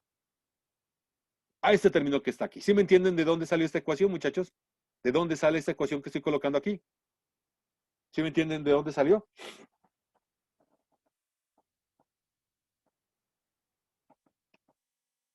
¿Lo muchachos me escuchan? Sí, profe. Sí, señor, Muy de bien. acuerdo. Bueno, como kappa es una constante, pues fácilmente creo que ustedes concordarán de que esa la puedo sacar de la operador derivada. Entonces, en el término que corresponde a las cargas puntuales, pues sale kappa.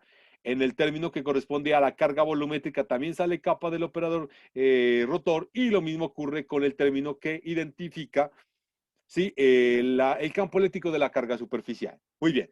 Ahora sí, bueno, ustedes fácilmente pueden darse cuenta de que la derivada de una suma, si ustedes lo recuerdan eso, la derivada de una suma, pues yo la interpreto como siendo la suma de las derivadas, ¿no? Entonces yo puedo meter este operador rotor que está acá, este término, yo lo puedo meter dentro de la suma. Y lo mismo puedo hacer con este operador rotor dentro de las integrales, porque si ustedes entienden, las integrales simplemente es una generalización de la suma, pero para términos infinitesimales. Entonces, esta expresión que está acá, yo la puedo escribir de esta manera que está acá. ¿Sí concuerdan, muchachos, que me salen esos tres términos? ¿Concuerdan con ello? ¿Están de acuerdo Sí, hasta señor, de aquí? acuerdo. ¿Sí? Muy bien, entonces observen lo siguiente. Por favor, pónganle mucho cuidado a lo que voy a decir ahora. Miren, acá yo les pedí, en el problema es calcular el rotor. ¿De quién? ¿De qué cantidad? De X menos X' sobre la magnitud del vector X menos X' al cubo. Miren, si ustedes se dan cuenta, este término que está acá, este término que está acá, este término que está acá, tiene exactamente la misma forma del problema que estoy pidiendo que ustedes demuestren. rotor de X menos X sub J, solo que en ese caso arriba tenía X', acá tengo XJ, y acá tengo debajo es la magnitud del vector X menos XJ al cubo. Si estoy cambiando simplemente X' por XJ, pero no olviden que el operador rotor son derivadas en relación a X. Entonces, desen cuenta de que este término ya es igual a 0. ¿Concuerdan con eso, muchachos? ¿Que este término es 0? Profe, Escuchen. profe, el rotor entra dentro de las integrales porque es con respecto a X, ¿no? Y la integral es con respecto a Exactamente, X. sí. Es Si que no, no pudiera entrar, exactamente, ¿no? el operador rotor es un operador que mide cambios en relación a la variable X, en tanto que las integrales están midiendo cambios en relación a las variables X', y son variables independientes. ¿Sí me comprende? La variable X y la variable X' no se conectan de ninguna forma. Entonces tengo dos operaciones distintas que están definidas sobre la función, esta función que está acá, esta. En este caso es esta, y en este caso que está acá es esta. Entonces yo puedo conmutar las dos operaciones. ¿Me entiende? Si no, no podría ingresar, ¿no? Si fuera el No, rotacional no, si sobre la X'. variable X' dependiera de X, yo no puedo hacer eso. No, yo no podría hacer eso. Y además, no olvide que por eso es que Als. entiendo el concepto de que la integral es una generalización de la suma. ¿Sí me hago entender? Yo lo entiendo así. Y además por el hecho de que X y X' son variables independientes. Por eso es que puedo conmutar el orden de las operaciones. ¿Me entendió? Sí, profe. Muy bien, listo. Entonces, se dan cuenta de que el rotor que tiene que ver con el campo eléctrico de las cargas puntuales ya es 0. Ahora voy a ver qué pasa con el rotor que tiene que ver con las distribuciones continuas de carga. Entonces necesito calcular cuánto vale el rotor de este término que está acá, del segundo término que está asociada a la densidad volumétrica de carga, y este otro que tiene que ver con el rotor asociada a la distribución superficial de carga. Para poder calcular esos rotores voy a usar esta identidad que está acá. Sí, por favor pónganle cuidado. Voy a usar esta identidad que está acá. El rotor de f de x', pues simplemente es una función escalar, o lo que nosotros llamaríamos un campo escalar, en tanto que a de x es un campo vectorial, porque es un vector que depende de x. Bien, acá aplicando las propiedades de rotor, entonces el rotor de un campo escalar multiplicado por un campo vectorial, pues se escribe así. Si ustedes pueden usar notación inicial, lo pueden demostrar de una manera bastante sencilla. Pero en forma general, el rotor de eso va a ser el gradiente del campo escalar multiplicado vectorialmente por el campo vectorial, que es lo que me dice el primer término, más el campo escalar multiplicado por el rotor del campo vectorial. Eso en forma general es lo que determina el rotor de un campo escalar por un campo vectorial. Muy bien. Si yo digo que f es una función que depende de las variables x', y el operador gradiente en este caso está midiendo cambios en relación a la variable x, pues fácilmente concordarán de que este término que está acá ya es 0. ¿Están de acuerdo con que ese término es 0? Sí, señor, de acuerdo. Sí, muy bien.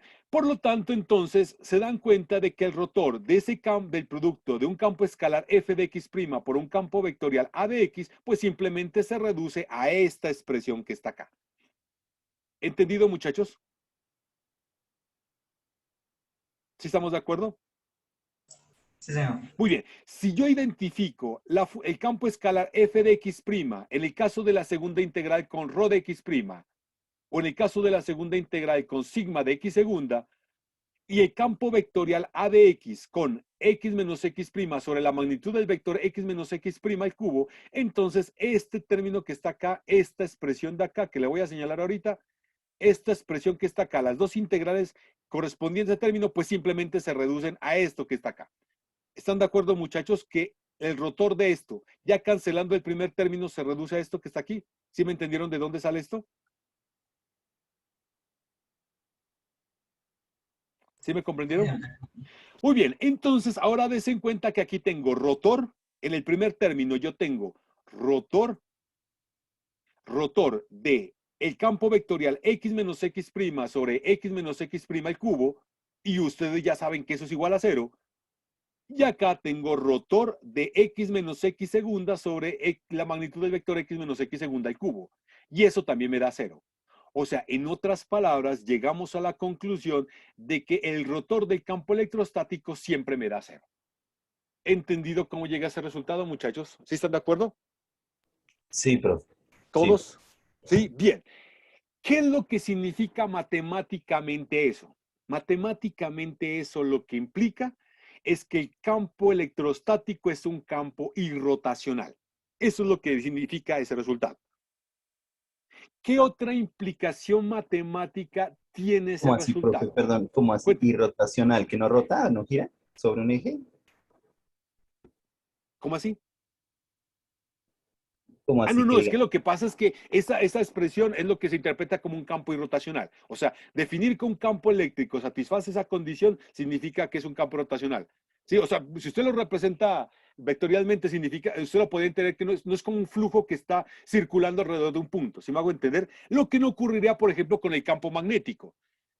Usted recuerde que las líneas de campo eléctrico, ¿qué característica tienen? Si usted tiene una carga puntual, las líneas de campo eléctrico siempre son líneas abiertas, ¿sí se da cuenta? Y líneas radiales. ¿Estamos claros? ¿Sí? En el caso de un campo electrostático, por favor, quiero que miren eso, en el campo de un campo electrostático. Eso no ocurre, por ejemplo, con un campo magnético. ¿Usted recuerda qué característica tienen las líneas de campo magnético? Son cerradas. Muy bien, son cerradas. Eso entonces implica que, por ejemplo, el campo magnético no es un campo irrotacional. El rotacional de un campo magnético sí es diferente de cero. ¿Estamos claros? Pero el campo eléctrico no, campo electrostático, por favor, campo electrostático. O sea, campos que no dependen del tiempo, porque posteriormente vamos a ver que si yo tengo un campo eléctrico que depende del tiempo, ese rotor ya no es igual a cero. ¿Me entienden, muchachos, lo que acabé de decirles? Sí, Señor. profe. ¿Sí estamos claros? Bien, sí, sí, entonces, ya se entendió. Muy bien. sí, ok, muy bien. Entonces, la primera cosa que me está diciendo que el campo electrostático es un campo irrotacional. ¿Qué quiere decir que sea rotacional? Pues que el rotor de ese campo vale cero. Es eso.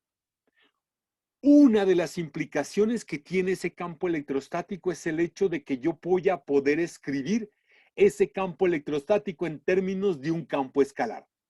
Esa es una de las implicaciones que yo tenga con un campo irrotacional, que yo puedo redefinir ese campo vectorial en términos de un campo escalar. Y posteriormente vamos a darnos cuenta de que como consecuencia de que ese campo eléctrico sea campo irrotacional, vamos a mostrar que el campo eléctrico es un campo conservativo. Eso lo vamos a ver dentro de poco. ¿Sí? Esas son las dos consecuencias más importantes que tienen que ver con el hecho de que el campo eléctrico sea un campo irrotacional. ¿Me entienden los enunciados que les he planteado, muchachos? ¿Sí me entendieron, muchachos, acá? ¿Aló, muchachos, me escuchan? ¿Aló? Sí, profe, sí, ¿Sí se está me están claro. escuchando? Ok, bien.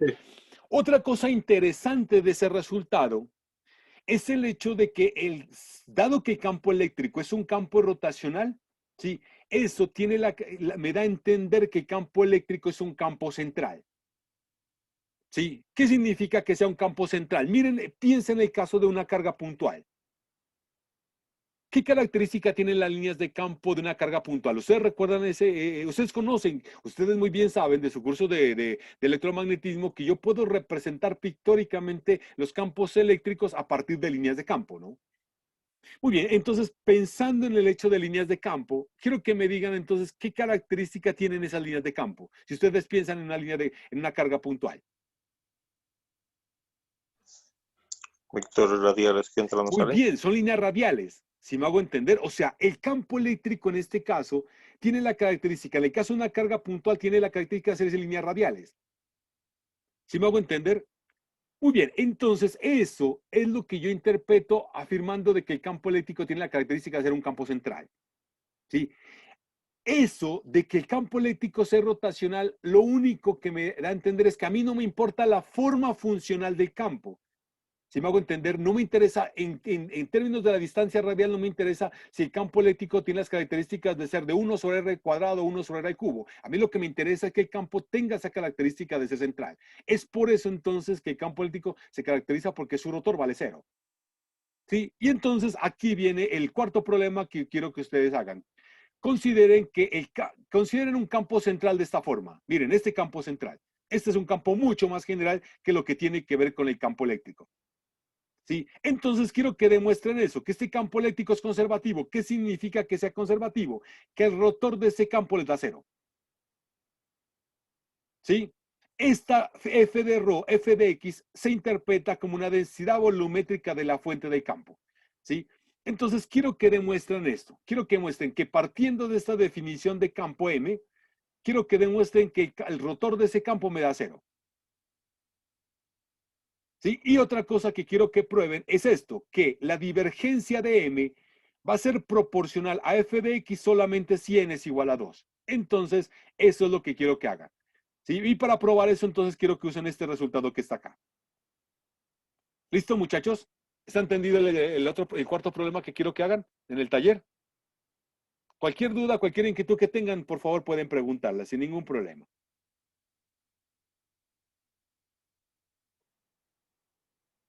¿Aló, muchachos? ¿Me escuchan? Sí, profe. Muy bien, listo. Entonces, como les había mencionado, el hecho de que el campo electrostático sea un campo rotacional, yo les había dicho que yo puedo conectar ese campo eléctrico con un campo escalar. Ahora vamos a probar cómo esa conexión existe. Entonces, quiero que hagan este otro punto de un problema, ¿sí? Del taller. Entonces, quiero que demuestren, y les recomiendo otra vez que utilicen notación indicial, quiero que demuestren de que esta cantidad que está acá yo la puedo escribir de esta forma. ¿Sí? O sea que el vector x menos x' sobre la magnitud del vector, de ese mismo vector elevado al cubo, yo lo puedo escribir como siendo menos el gradiente, miren, menos el gradiente de esta función, 1 sobre la magnitud del vector x menos x'. Entonces, ese es el quinto problema que yo quiero que desarrollen. Voy a usar este resultado para mostrarles que el campo eléctrico se puede escribir en términos de un campo escalar. Entonces, usemos el resultado 34. Mire, partamos nuevamente de la definición de campo eléctrico. El campo eléctrico, como ustedes saben, debido a una distribución de cargas puntuales, debido a una distribución volumétrica o debido a una distribución superficial, se escribe así, ¿no? Esta es la manera como yo escribo ese campo eléctrico. Ahora, partiendo de este resultado dado por el problema 5, donde yo puedo afirmar que x menos x' vector sobre la magnitud de ese vector al cubo es igual a menos el gradiente de la función 1 sobre la magnitud del vector x menos x', entonces este término que está acá, miren, este término que está acá, lo voy a resaltar, este término que está acá, yo lo puedo escribir como esto, menos el gradiente de 1 sobre la magnitud del vector x menos xj. ¿Qué es lo que tengo abajo? Aquí está el gradiente. Aquí lo dejo eso, acá tengo el gradiente y adelante está el menos. Y de la misma forma, este vector que está acá, x menos x' sobre la magnitud del vector x menos x' al cubo, yo lo expreso como siendo menos el gradiente de 1 sobre la magnitud del vector de x menos x'. Y finalmente, esta cantidad que está acá, el vector x menos x segunda sobre la magnitud del vector x menos x segunda al cubo, otra vez es menos el gradiente de la función 1 sobre la magnitud del vector x menos x segunda. ¿Está entendido cómo salió la segunda línea, muchachos? Sí, profe. ¿Sí estamos de acuerdo? Ok. Miren, por favor, quiero que piensen en esto. ¿Cuánto vale el gradiente de esta cantidad que está acá? Esto que está ahí es un campo escalar. Si esta es una función escalar. ¿Por qué una función escalar? Porque aquí está la distribución de carga volumétrica, que es una función de x', y está debajo la magnitud del vector x menos x'. Quiero que me digan si ustedes concuerdan de que el gradiente de ese término que está en el recuadro rojo yo lo puedo escribir de esta forma que está acá. ¿Sí se me entienden por qué yo lo puedo escribir así? Sí, profe, porque no depende del gradiente normal del Obviamente, las exprima. distribuciones de carga no dependen de las variables X. Y no olviden que el operador gradiente está midiendo cambios en relación a la variable X. Por lo tanto, pues yo puedo sacar la densidad de carga volumétrica para el segundo término y yo puedo sacar la densidad volumétrica superficial de carga para el tercer término. ¿Sí? En ese caso, quiero que me digan lo siguiente. Si este término que está acá, miren, lo voy a resaltar. Si este término que está aquí, lo puedo escribir así, ese término. Y el segundo término, este de acá, lo puedo escribir así. ¿Están de acuerdo, muchachos, con eso? ¿Qué me dicen? ¿Será cierto o no será cierto? Proceso contrario, o sea, en lugar de Es el sacarla a la proceso vez. contrario. Muy bien, exactamente. Entonces, en el caso de el campo eléctrico, debido a cargas puntuales, pues yo tengo una suma sobre todas las cargas y acá tengo el operador gradiente aplicado sobre la función. Entonces, simplemente yo saco la derivada de la suma y me da, de este término que está acá, lo escribo así. ¿Estamos claros? Y acá, en la segunda integral, que tengo una integral en relación a las variables x', y el operador derivada los voy a conmutar, de tal manera que yo voy a sacar el operador derivada de ese segundo y escribirlo aquí, así, y en el de otro caso escribirlo así. ¿Sí concuerdan, muchachos, con eso? ¿Estarían de acuerdo? Sí, profe. Sí. Muy bien, entonces finalmente yo puedo escribir todo eso que está acá, todo este término que está acá, este término que está aquí, yo lo voy a escribir de la siguiente forma. Decir que el campo eléctrico va a ser igual a menos el gradiente de un término que está entre corchetes cuadrados. Solo que ustedes se dan cuenta que el término que está entre corchetes cuadrados es una función escalar o un campo escalar. A ese término que está entre corchetes cuadrados lo voy a denotar con la letra phi de x. ¿Sí? O sea, voy a definir phi de x como todo este término que está aquí, todo ese término que está acá. ¿Me entendieron? A esa función escalar es lo que ustedes conocen con el nombre de potencial electrostático. O sea, en otras palabras, yo estoy diciendo de que el campo electrostático lo relaciono con un campo escalar a partir de menos el operador gradiente. Sí, ese campo escalar es lo que nosotros hemos identificado como siendo el potencial electrostático debido a la distribución de carga. El primer término identifica el potencial electrostático debido a una distribución de cargas puntuales. El segundo, el potencial electrostático debido a una distribución continua, escrita en términos de una densidad volumétrica de carga. Y el tercer término es lo que yo interpretaría como el potencial electrostático asociado a una distribución continua identificada con una densidad superficial de carga. Si me hago entender, muchachos, ¿está claro el concepto de potencial electrostático? ¿Cómo surge?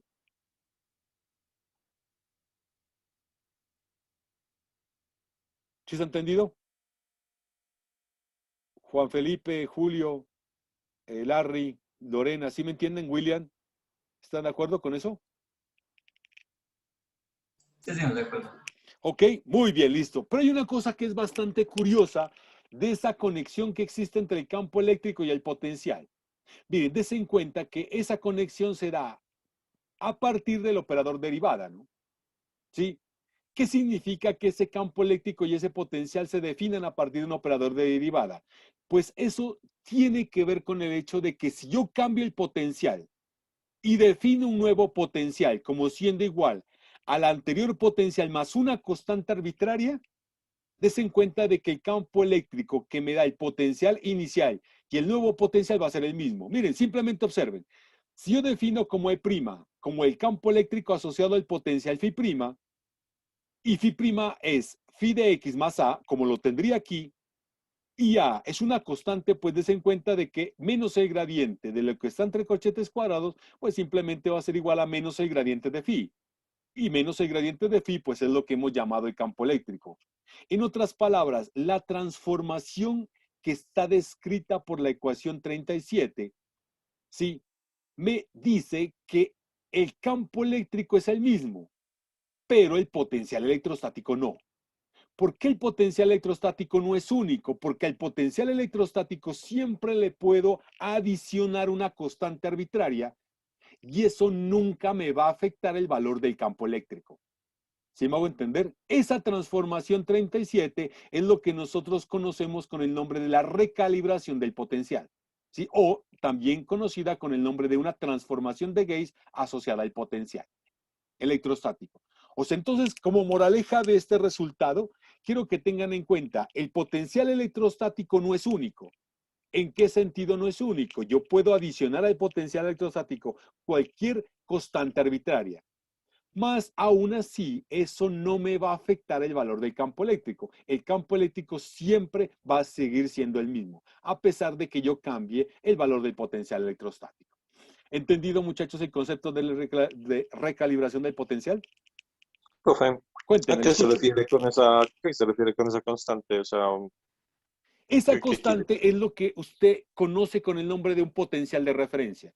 ¿Qué significa el potencial de referencia? Pues el potencial de referencia es el valor que usted le daría al potencial en un punto arbitrario. ¿Sí me hago entender? Ese Ya, valor ya. del potencial va a depender de las características que tenga la distribución de carga. Si la distribución de carga, por ejemplo, está localizada en una cierta región del espacio, ese valor, miren, porque si usted se da cuenta, si acá tengo phi de prima de x igual a phi de x por a, des en cuenta que las unidades de a pesar de ser una constante, las unidades de a son las mismas unidades de potencial, ¿no? O sea, es una constante, pero con unidades de potencial. ¿Estamos claros? Por eso es que a es lo que llamaríamos como potencial de referencia. ¿Sí me entiende? Ya más o menos, sí, ¿Sí sí. me entiende? Entonces, ese potencial de referencia al cual estaría asociado el A, es el valor que usted le daría un valor de potencial en un punto de referencia que usted considere adecuado.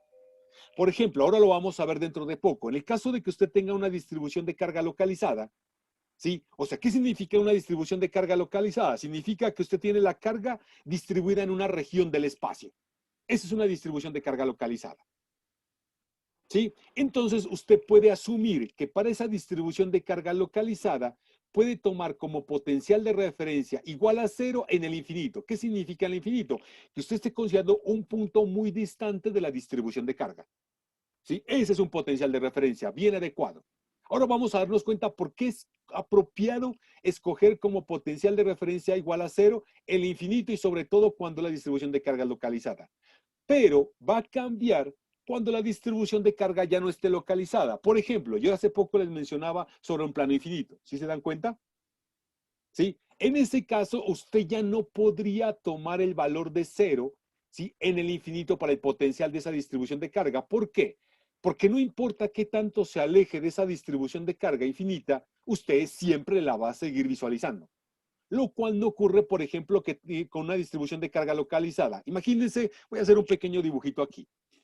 Imagínense que tengo esto. Miren, tengo esto que está acá. Voy a hacer este dibujo así. Imaginen que usted tiene una distribución de carga de ese... Ay, ¿y ahora qué pasó? A ver, vamos a ver si consigo dibujar acá. No sé qué pasó. Vamos a ver esto que está acá. Imaginen que usted tiene esta distribución de carga, que tiene una geometría completamente arbitraria. ¿Sí me entiende? Sí, imagine esa distribución de carga. Esta es una distribución de carga localizada. ¿Por qué localizada? Porque usted sabe que la carga se encuentra confinada en una región del espacio. Bien, si usted se encuentra cerca de esa distribución de carga, usted consigue determinar qué tipo de geometría en principio tiene esa distribución de carga. Si me hago entender, por ejemplo, si usted tiene una distribución de carga de este estilo, imagínese así, imagínese que esto que está acá, ¿sí? Eso digamos que se parece a un elipsoide, entonces usted consigue visualizar próximo a la distribución de carga que la geometría de esa distribución de carga es la de un elipsoide. ¿Sí me entienden hasta acá? ¿Sí me comprenden? ¿Sí me entienden, muchachos, hasta aquí? Hágalo, muchachos, ¿me escuchan?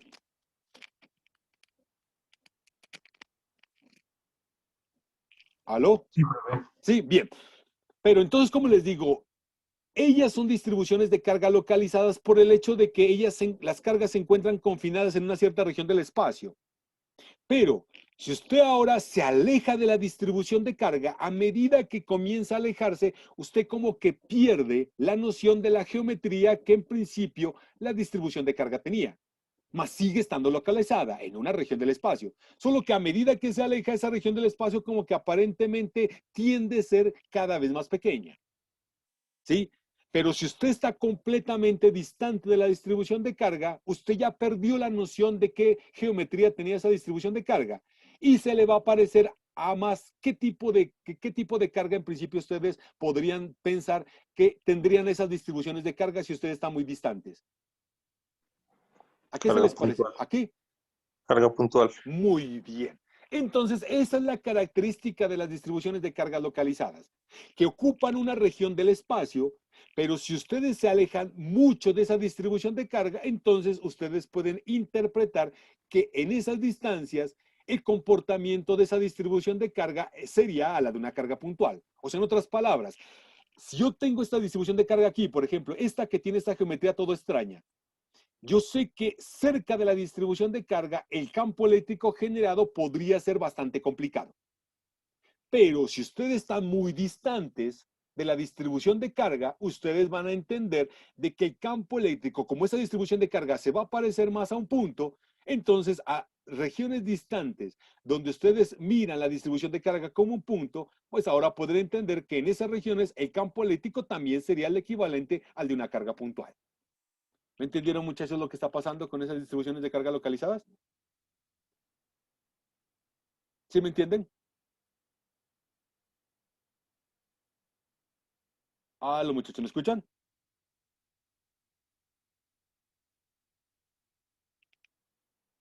Aló, ¿me escucharon, muchachos? Sí, ¿Sí me profe. entendieron? ¿Sí? Sí. Sí. Bueno, ahora, ¿qué pasa con una distribución de carga que no es localizada? Por ejemplo, imaginemos esta línea de carga. Miremos este pequeño dibujo que voy a hacer. Imagine esto que sea infinita, esta línea de carga que sea infinita. Si usted considera un punto muy próximo a la línea de carga, un punto por aquí, usted mira la distribución de carga como si fuera infinita. Si usted se aleja de esa distribución de carga, digamos por acá, sigue mirando la distribución de carga como si fuera también infinita.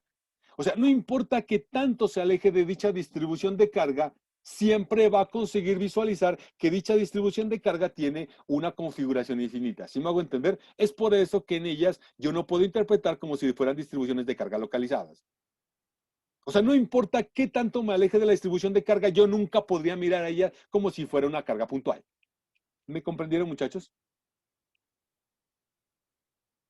¿Sí me entienden, muchachos, aquí? Sí, profe.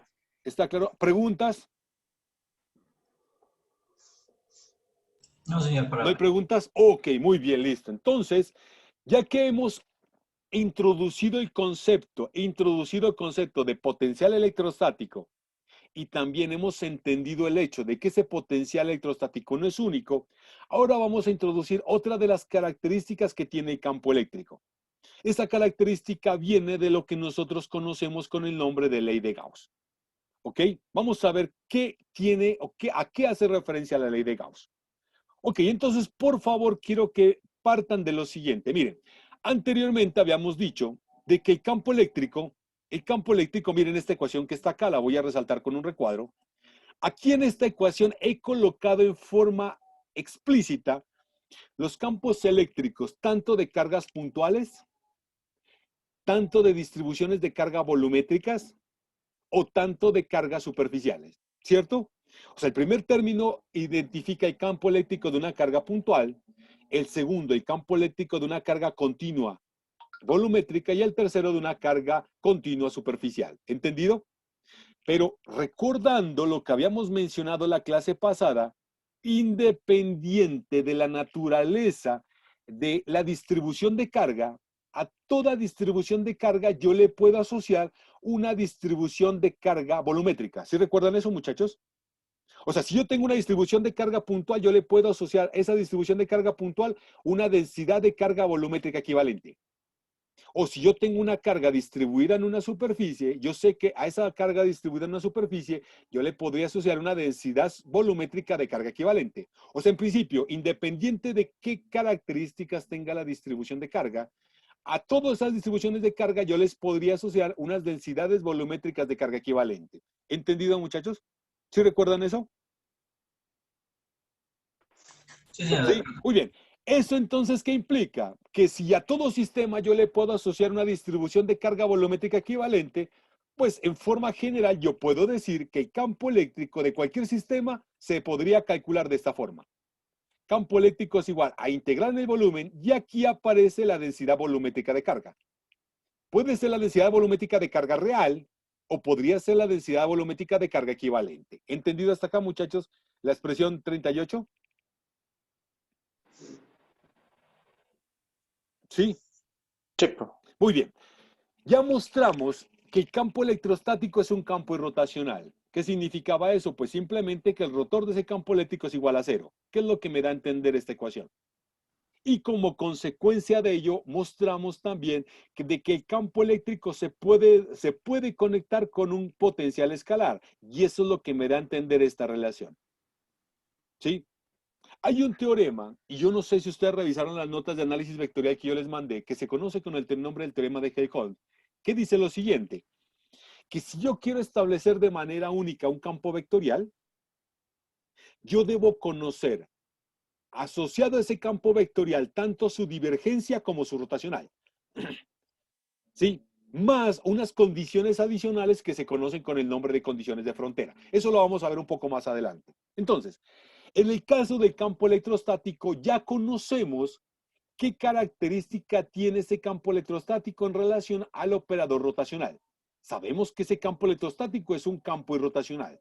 Ahora quiero saber qué característica cumple ese campo electrostático cuando yo le aplico el operador divergencia.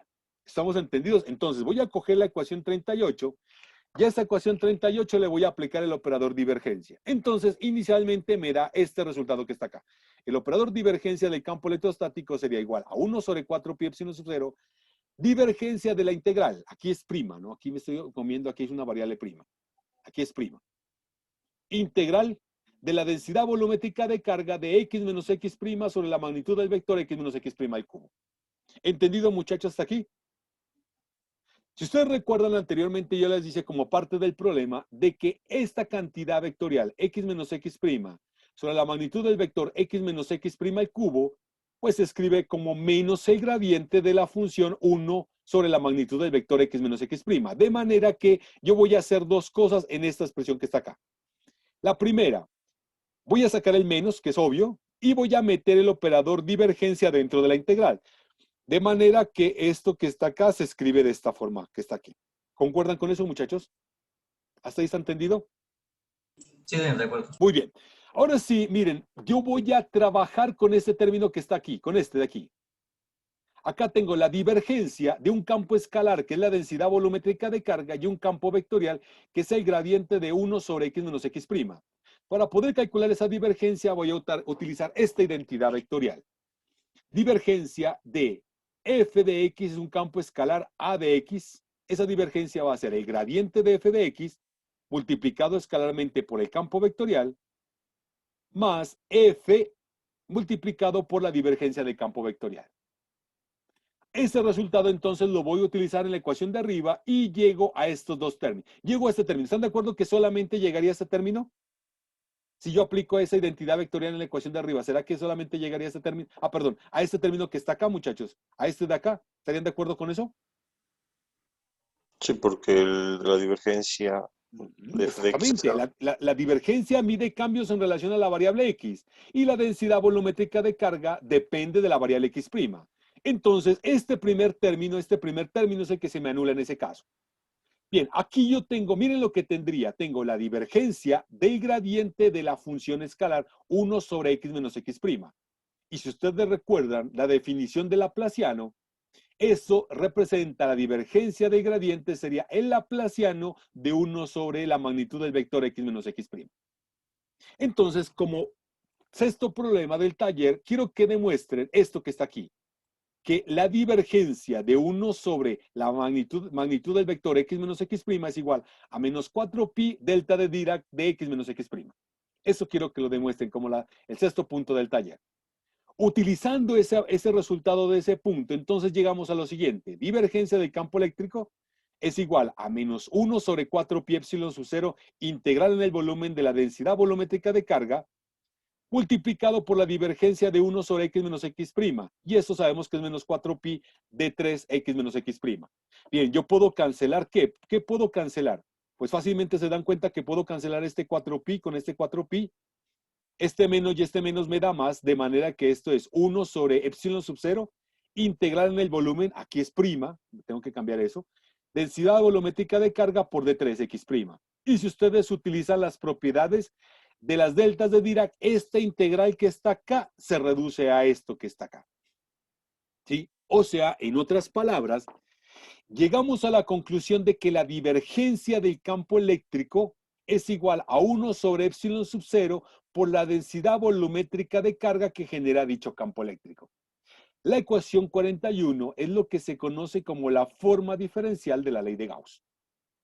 ¿Sí me entienden, muchachos, cómo llegué a la ecuación 41? ¿Todos entendieron?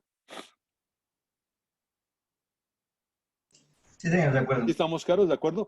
Miren, esa ecuación 41 yo le puedo dar dos lecturas. La primera lectura yo la puedo hacer de derecha a izquierda.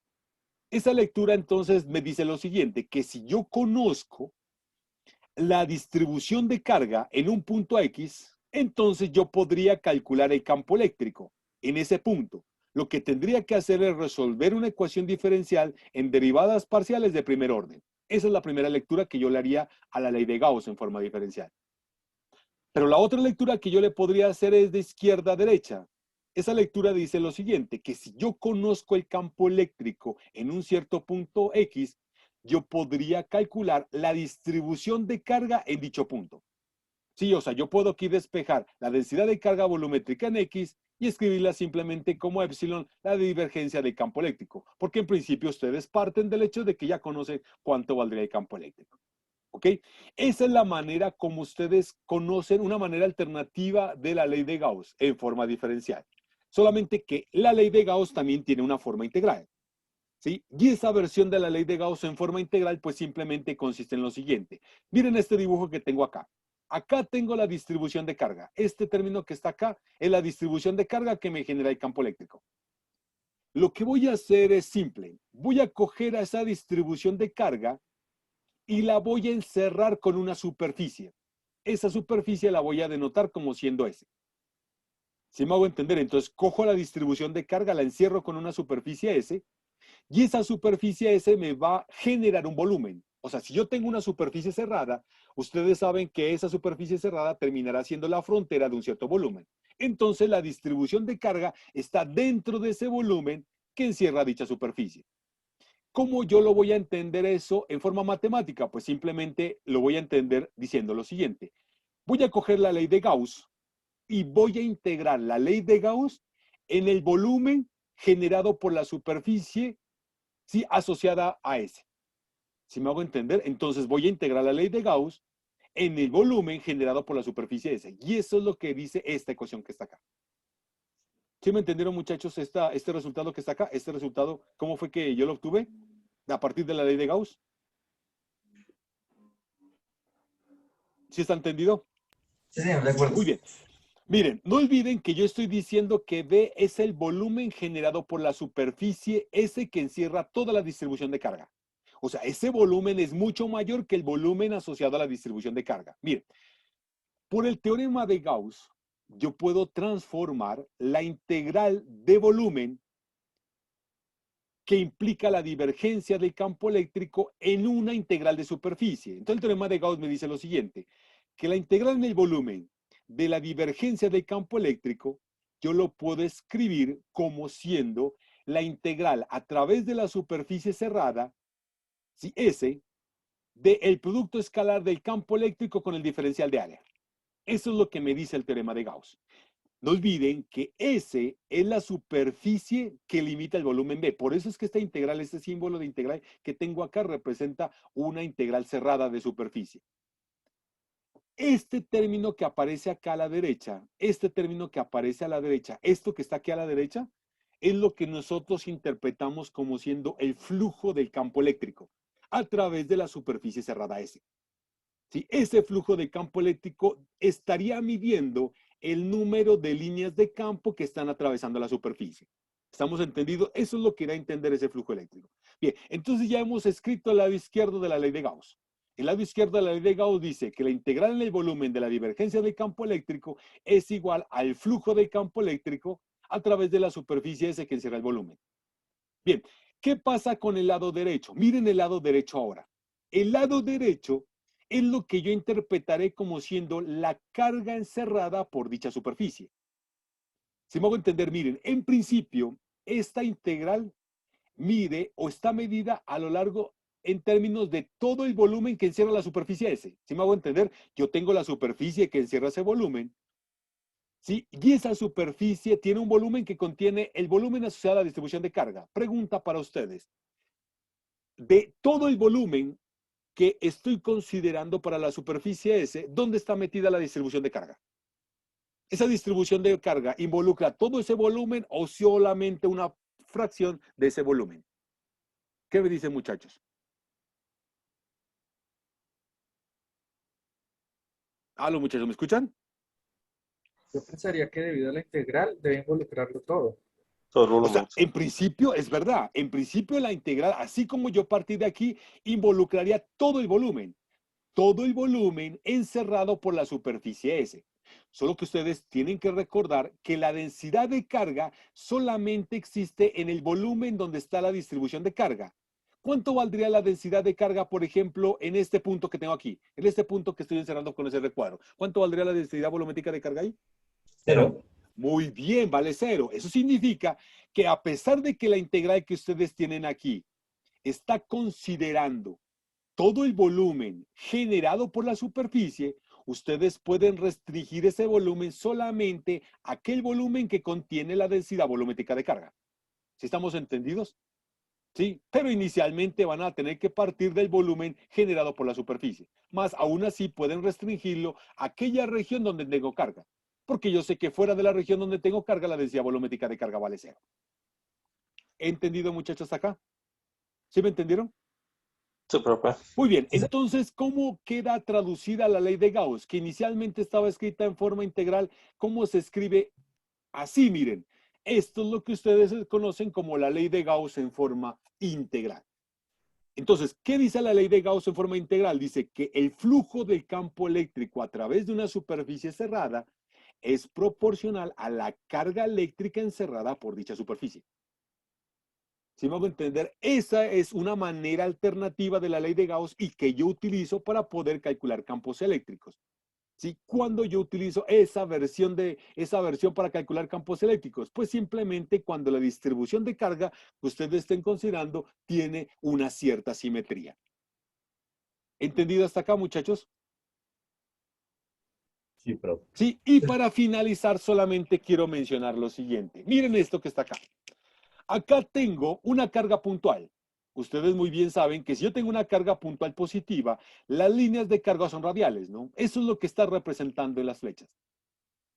Miren, aquí he dibujado 4 superficies cerradas que encierran la carga puntual. La superficie S, que es una esfera, la superficie S', que es como un cubo, si me hago entender, la superficie S segunda, que es como un paralelepípedo, una cosa así, y la superficie S tercera, que es una superficie que tiene una forma completamente arbitraria. Cuando hablamos del lado izquierdo de la ley de Gauss, y ese lado izquierdo hace referencia al flujo de campo eléctrico, si ese flujo tiene que ver con las líneas de campo eléctrico que están atravesando la superficie S. ¿Sí? Entonces, por favor, quiero que miren lo siguiente. Si ustedes miran el flujo del campo eléctrico a través de la superficie S, que es la esfera, y el flujo del campo eléctrico a través de la superficie S', se dan cuenta de que el flujo eléctrico, las líneas de campo que atraviesan la superficie S, son las mismas líneas de campo que atraviesan la superficie S'. Si me hago entender, miren una línea de campo, dibujemos una línea de campo que ustedes lo tengan presente. Miren esta línea de campo, o miren esta línea de campo que está acá. La línea de campo que atraviesa la superficie S es la misma línea de campo que atraviesa la superficie S'. ¿Eso qué es lo que implica? Que el flujo eléctrico a través de la superficie S es el mismo flujo eléctrico a través de la superficie S'. De acuerdo a la ley de Gauss, el flujo eléctrico a través de la superficie S es proporcional a la carga encerrada, en ese caso la carga puntual. Pero como yo estoy diciendo que el flujo eléctrico a través de S es del mismo flujo eléctrico a través de S', entonces ese flujo a través de S' también es proporcional a la carga puntual. Y eso ocurre en el caso del paralelepípedo. Si se dan cuenta, el paralelepípedo tiene la misma línea de campo que atraviesa S y S', atraviesa S segunda. Y también ocurriría con S tercera. O sea, en otras palabras, lo que me está diciendo es lo siguiente, que lo que tengo en el lado izquierdo es independiente de la forma geométrica asociada a esa superficie. ¿Sí? O sea, a mí lo único que me interesa es que la superficie encierre la carga. Y ese flujo siempre va a ser proporcional a la carga encerrada por la superficie. No me dice qué forma geométrica debe tener esa superficie. Esa es la ventaja de la ley de Gauss. Y es esa ventaja la que me permite a mí utilizar la ley de Gauss como una herramienta alternativa para poder calcular campos eléctricos. ¿Entendido, muchachos? ¿Está claro lo que vimos hasta ahora? Sí, señor, correcto. Sí, profe. ¿Sí? Bueno, listo, muchachos. Entonces... Profe, una pregunta.